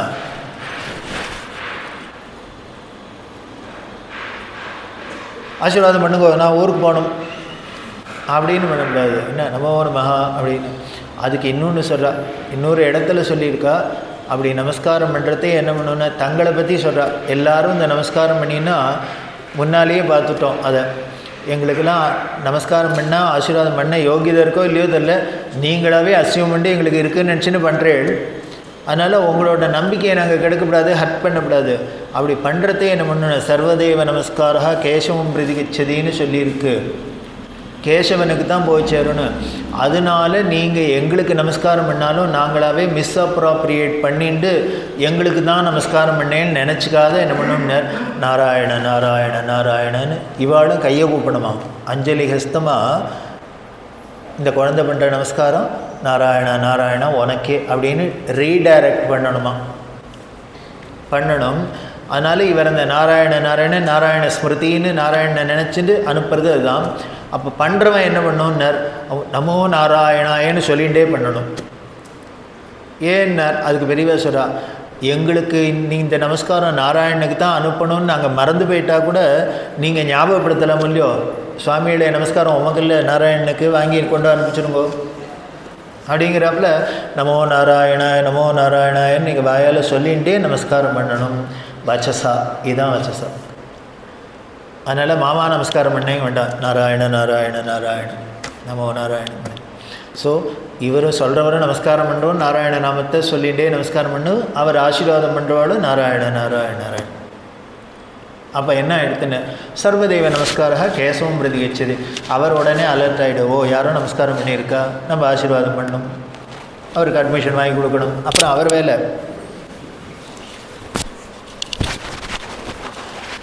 அதனால் வச்சசா. இப்போ இந்த 3 ஆயிடுத்து, மீதி 5 அங்கம் தான் இருக்குது. ஆனால் சாஷ்டாங்க நமஸ்காரம்னா அப்போ பஞ்சாங்கன்னே வச்சுருக்கலாம் இல்லையோ. ஏன் 5ன்னு பெரியவசரா நான் சொல்கிறது தான் எனக்கு தோன்றது சொல்கிறேன். அந்த சொன்ன அங்கங்களில் சிரசானா தலை ஒன்று தான் இருக்குது ஆச்சா. இந்த உரசா அப்படின்னா எனக்கு மாறு இந்த டோர்ஸோ ஒன்று தான் இருக்குது ஆச்சா. 5ல் 2 அங்கம் ஒன்று தான் இருக்குது, மீதி 3 அங்கம் 2 இருக்குன்னாரு. பத்பியாம்னா 2 பாதம் இருக்குது, 2 கால் இருக்குது. கராபியாம்னாக்கா 2 கை இருக்குது. கர்ணாபியாம்னா 2 காது இருக்குது. ஸோ அப்போ இது 3 2 6 ஆச்சு, அது 2 8. இப்போ ஃபிசிக்கலாகவும் 8 ஆச்சுங்கிற. இப்போ ஃபிசிக்கலாக பார்த்தாலும் 8 அங்கம் கொடுத்தோ, டெக்னிக்கலாக சொன்னாலும் அந்த 3ஐயும் சேர்த்தாக்க 8 ஆகிடுத்து. அதனால தான் சாஷ்டாங்க நமஸ்காரம்னு பேர். இப்படி பண்ணணும், இப்படி எல்லாருக்கும் பண்ணுவோங்கிற. பண்ணுறவாளுக்கு அத்தனை பேருக்கும் சாஷ்டாங்கம் பண்ணும். உடனே அதுக்கும் சொல்லிட்டா. அதுக்காக உடனே மடத்துக்கு இடம் இல்லாத போது அங்கே சாஷ்டாங்கமாக தான் பண்ணுவேன், இப்படி கையை நீட்டி அப்படின்னு இன்னும் நிற்கிறவாள்லாம். அதே இவரை போல் ப்ராக்டிக்கல் உலகத்திலே ஒத்துழைப்பாங்க. அதனால நீங்கள் என்ன பண்ணுங்கோ, எங்கெங்கெல்லாம் இடம் வசதி உங்களுக்கு எல்லாம் இருக்கோ அப்போ சாஷ்டாங்கமாக பண்ணுங்கோ. இல்லாத போது சாஷ்டாங்கமாக பண்ணுறதா நினச்சிட்டு எத்தனை அங்கே தள்ள பண்ணுறதோ பண்ணிக்கோ, சரியாக போச்சு. Very simple. உடனே எல்லோரும் மாமா நறுங்கோ நான் சாஷ்டாங்கம் தான் பண்ணுவேன்ட்டுலாம் அங்கெல்லாம் கூத்தெல்லாம் அடிக்கக்கூடாது. சௌரியத்துக்கு ஏற்றாப்புல பார்த்துக்கோங்க. அப்போ சார் இப்படி சாஷ்டாங்க நமஸ்காரங்கிறது யாருக்குன்னு ஆம்பளை தான் பண்ணலாம். அப்போ லேடிஸ்க்கு அப்படின்னு அவளுக்கு சாஷ்டாங்க நமஸ்காரம் கிடையாது, பஞ்சாங்க நமஸ்காரம். பெரிய சார் பஞ்சாங்கன்னா இந்த பஞ்சாங்கம் இருக்க 4 நட்சத்திரம் பார்க்குறது இல்லை, 5 அங்கங்களால் பண்ணுறது. என்னென்னு அவளுக்கு மீதி எல்லாம் ஒன்று தான். அதில் எதை எடுத்தாச்சு அப்படின்னு அங்கே தான் சொல்கிறா, அங்கே தான் அந்த ரிஷிகளோட அந்த அந்த எப்படி ஒரு அவளோட அந்த எண்ணம் இருக்குங்கிறது தெரியுது. அவள் என்ன பண்ணுறான்னு அந்த 2 அங்கம் மட்டும் பூமியில் படப்படாதுன்னு கம்பல்ஷனாக லேடிஸ்க்கு வச்சா. என்னன்னு ஒரு குழந்தைய வயத்தில் சுமந்து கருவை சுமந்து உலகத்தில் ஒரு குழந்தைய கொடுக்குற இந்த வயரும் அந்த குழந்தை பிறந்ததுக்கப்புறம் பால் ஊட்டி வளர்க்குற அவளோட ஸ்தனமும், இது 2 மட்டும் எக்காரணத்தை கொண்டும் பூமியில் விடப்படாது. எதுக்குன்னர் சாமியாக இருந்தால் கூட நமஸ்காரத்துக்கு கூட படப்படாது. அப்படின்னா இந்த தாய்மைக்கு எவ்வளோ ஒரு உயர்வு, இதை விட இனிமேல் வசத்த முடியுமா? அதனால் இந்த 2 அங்கம் மட்டும் அவளுக்கு கீழப்படாது பண்ணுறது. அப்படின்னா அப்போ காலை மடக்கி தான் பண்ணியாகணும். இவள் காலை நம்மளை மாதிரி நீட்டினா வயிறு இந்த மாறும் கீழப்பட்டுரும். அது படாத இருக்கணும்னா அப்போ என்னன்னா கையை நம்ம நீட்டுறாப்புல இப்படி நீட்டினா நீட்டவும் முடியாது, மூக்கு போயிடும். அப்போ கையையும் மடக்கி தான் வேணும். இப்போ காலையும் மடக்கணும், கையையும் மடக்கணும். இதைத்தான் சொல்கிறா. இப்படி நம்ம காலை மடக்கிறத தான் அவன் என்ன பண்ணான்னு முட்டி போடுறதுன்னு அவள் வச்சுன்னு விட்டா. மீதியெல்லாம் விட்டுவிட்டா, இதை மட்டும் முட்டியை மட்டும் எடுத்துன்னு விட்டா. மற்ற மதத்தில் அப்படி வச்சுக்கிறது. அந்த 5 அங்கம் இப்படி படுறாப்புல அவள் பண்ணுறது. அப்போ அவள் தலையும் படும், அவள் 2 கை படும், 2 கால் படும், 5 அங்கம் சரியாக போச்சு அவளுக்கு பண்ணணும். வேடிக்கை என்னென்ன இப்போ கிளியர் பண்ணிடுறேன். இப்போ ஆம்பளைகள்லாம் சாஷ்டாங்கமாக தான் பண்ணும், பொம்மநாட்டிகள் பஞ்சாங்கமாக சாஷ்டாங்கமாக பண்ணப்படாது, பஞ்சாங்கமாக தான் பண்ணணும்னாப்பில் ஆம்பளைகள்லாம் பஞ்சாங்கமாக பண்ணப்படாது, சாஷ்டாங்கமாக தான் பண்ணணுமான்னார். அதுதான் இல்லை. என்னென்ன இந்த சாஸ்திரத்தில் பஞ்சாங்க நமஸ்காரம் சாஷ்டாங்க நமஸ்காரம் 2மே ஆம்பளைக்கு தான் சொல்லியிருக்கு. உபதேசமே ஆம்பளையாக இருக்கு. அப்படின்னா ஆம்பளைகள் பஞ்சாங்கமாகவும் பண்ணலாம், சாஷ்டாங்கமாகவும் பண்ணலாம். லேடிஸ் மட்டும் பஞ்சாங்கமாக தான் பண்ணணும் அப்படின்னு சொல்கிறோம். அப்படி பண்ணணும். அப்படி பண்ணுங்கோ. அப்போ தான் சொல்கிற இடம் பொருளை பார்த்துங்கோ, அதுக்கு ஏற்றாப்புல உடனே நீட்டிக்கிட்டுன்னு பண்ண முடியலன்னா அப்போ பஞ்சாங்கமாக பண்ணிட்டு போங்கோ. அதுவும் பண்ண முடியலன்னா எத்தையானும் பண்ணிட்டு போங்கோ. ஹாய் மட்டும் சொல்லாதீங்கோ. ஏன்னா ஏககஞ்ச ஹஸ்தத்தால் பண்ணேன்னா நீங்கள் பண்ண பாவம் போகும், அவ்வளவுதான். நீங்கள் பண்ணின பாவம் புண்ணியெல்லாம் போயிடும். 2 கையாலையும் பண்ணாலும் பண்ண பாவம் போகும், ஒத்த கையால் பண்ணால் பண்ண புண்ணியம் போகும், அவ்வளோதான். அப்படி பண்ணுங்கோன்னு சொல்கிறோம். அப்படி சாஷ்டாங்க பஞ்சாங்க நமஸ்காரத்தை பண்ணிவிட்டு இது பண்ணுறதை இன்னொன்று நமக்கு ஒரு சம்பிரதாயம் அபிவாதனம். அபிவாதனம் சொல்லி பண்ணுறதுன்னு. அந்த அபிவாதனம் என்ன, அதோட தாத்பரியம் என்ன, இன்னும் இந்த நமஸ்காரத்தில் எப்படிலாம் நமக்கு இருக்குங்கிறதெல்லாம் விவரமாக சொல்லியிருக்கா. அந்த மீதி விவரங்களை நாளை மாலை அபிவாதத்திலேருந்து பார்த்து கடைசியில் ஆஞ்சநேயரை பற்றி முடிக்கிறா. அதோட நாளைக்கு நமது இந்த தெய்வத்தின் முருங்க யஜ்யம் பூர்த்தியாகுதுன்னு சொல்லி நாளை மாலை 6:30 மணிக்கு மீண்டும் சந்திக்கலாம். அதே மாதிரி முக்கியமான அறிவிப்பு, அடுத்த மாதம் ஏப்ரல் 20 21 அந்த சமஷ்டி உபநயனம் இருக்குங்க. எப்பொழுதும் வருஷம் பண்ணுறது தான் சமஷ்டி உபநயனம். 20ஆம் தேதி சாயந்தரம் பூர்வாங்கம் அதெல்லாம் இருக்குது. மறுநாளைக்கு உபநயனம் இருக்குது. அதனால் ஏப்ரல் 20, 21 இங்கே சமஷ்டி உபநயனம் இருக்குது. யாருக்கெல்லாம் முடிகிறது எல்லோரும் வந்து கலந்து தரிசனம் பண்ணலாம் அப்படின்னு சொல்கிறோம். அதே மாதிரி 22ஆம் தேதி புதுப்பிரிவா ஆராதனை. ஆமாம், எப்பொழுதும் போல் இங்கே என்னென்ன கிரமங்கள் இருக்கோ அது விவரமாக நாளைக்கு சொல்கிறோம். இங்கே அது ஆராதனையும் இருக்குது, அதுலேயும் எல்லோரும் கலந்துக்கணும் பிரார்த்தனை பண்ணுவோம். நாளை மாலை 6:30 மணிக்கு சந்திக்கலாம். ஹர ஹர நம பார்வதி பதையே ஜானகி காந்தஸ்மரணம் கோபிகா ஜீவனஸ்மரணம் சத்குருஸ்வாமினः ஆஞ்சநேயஸ்வாமினः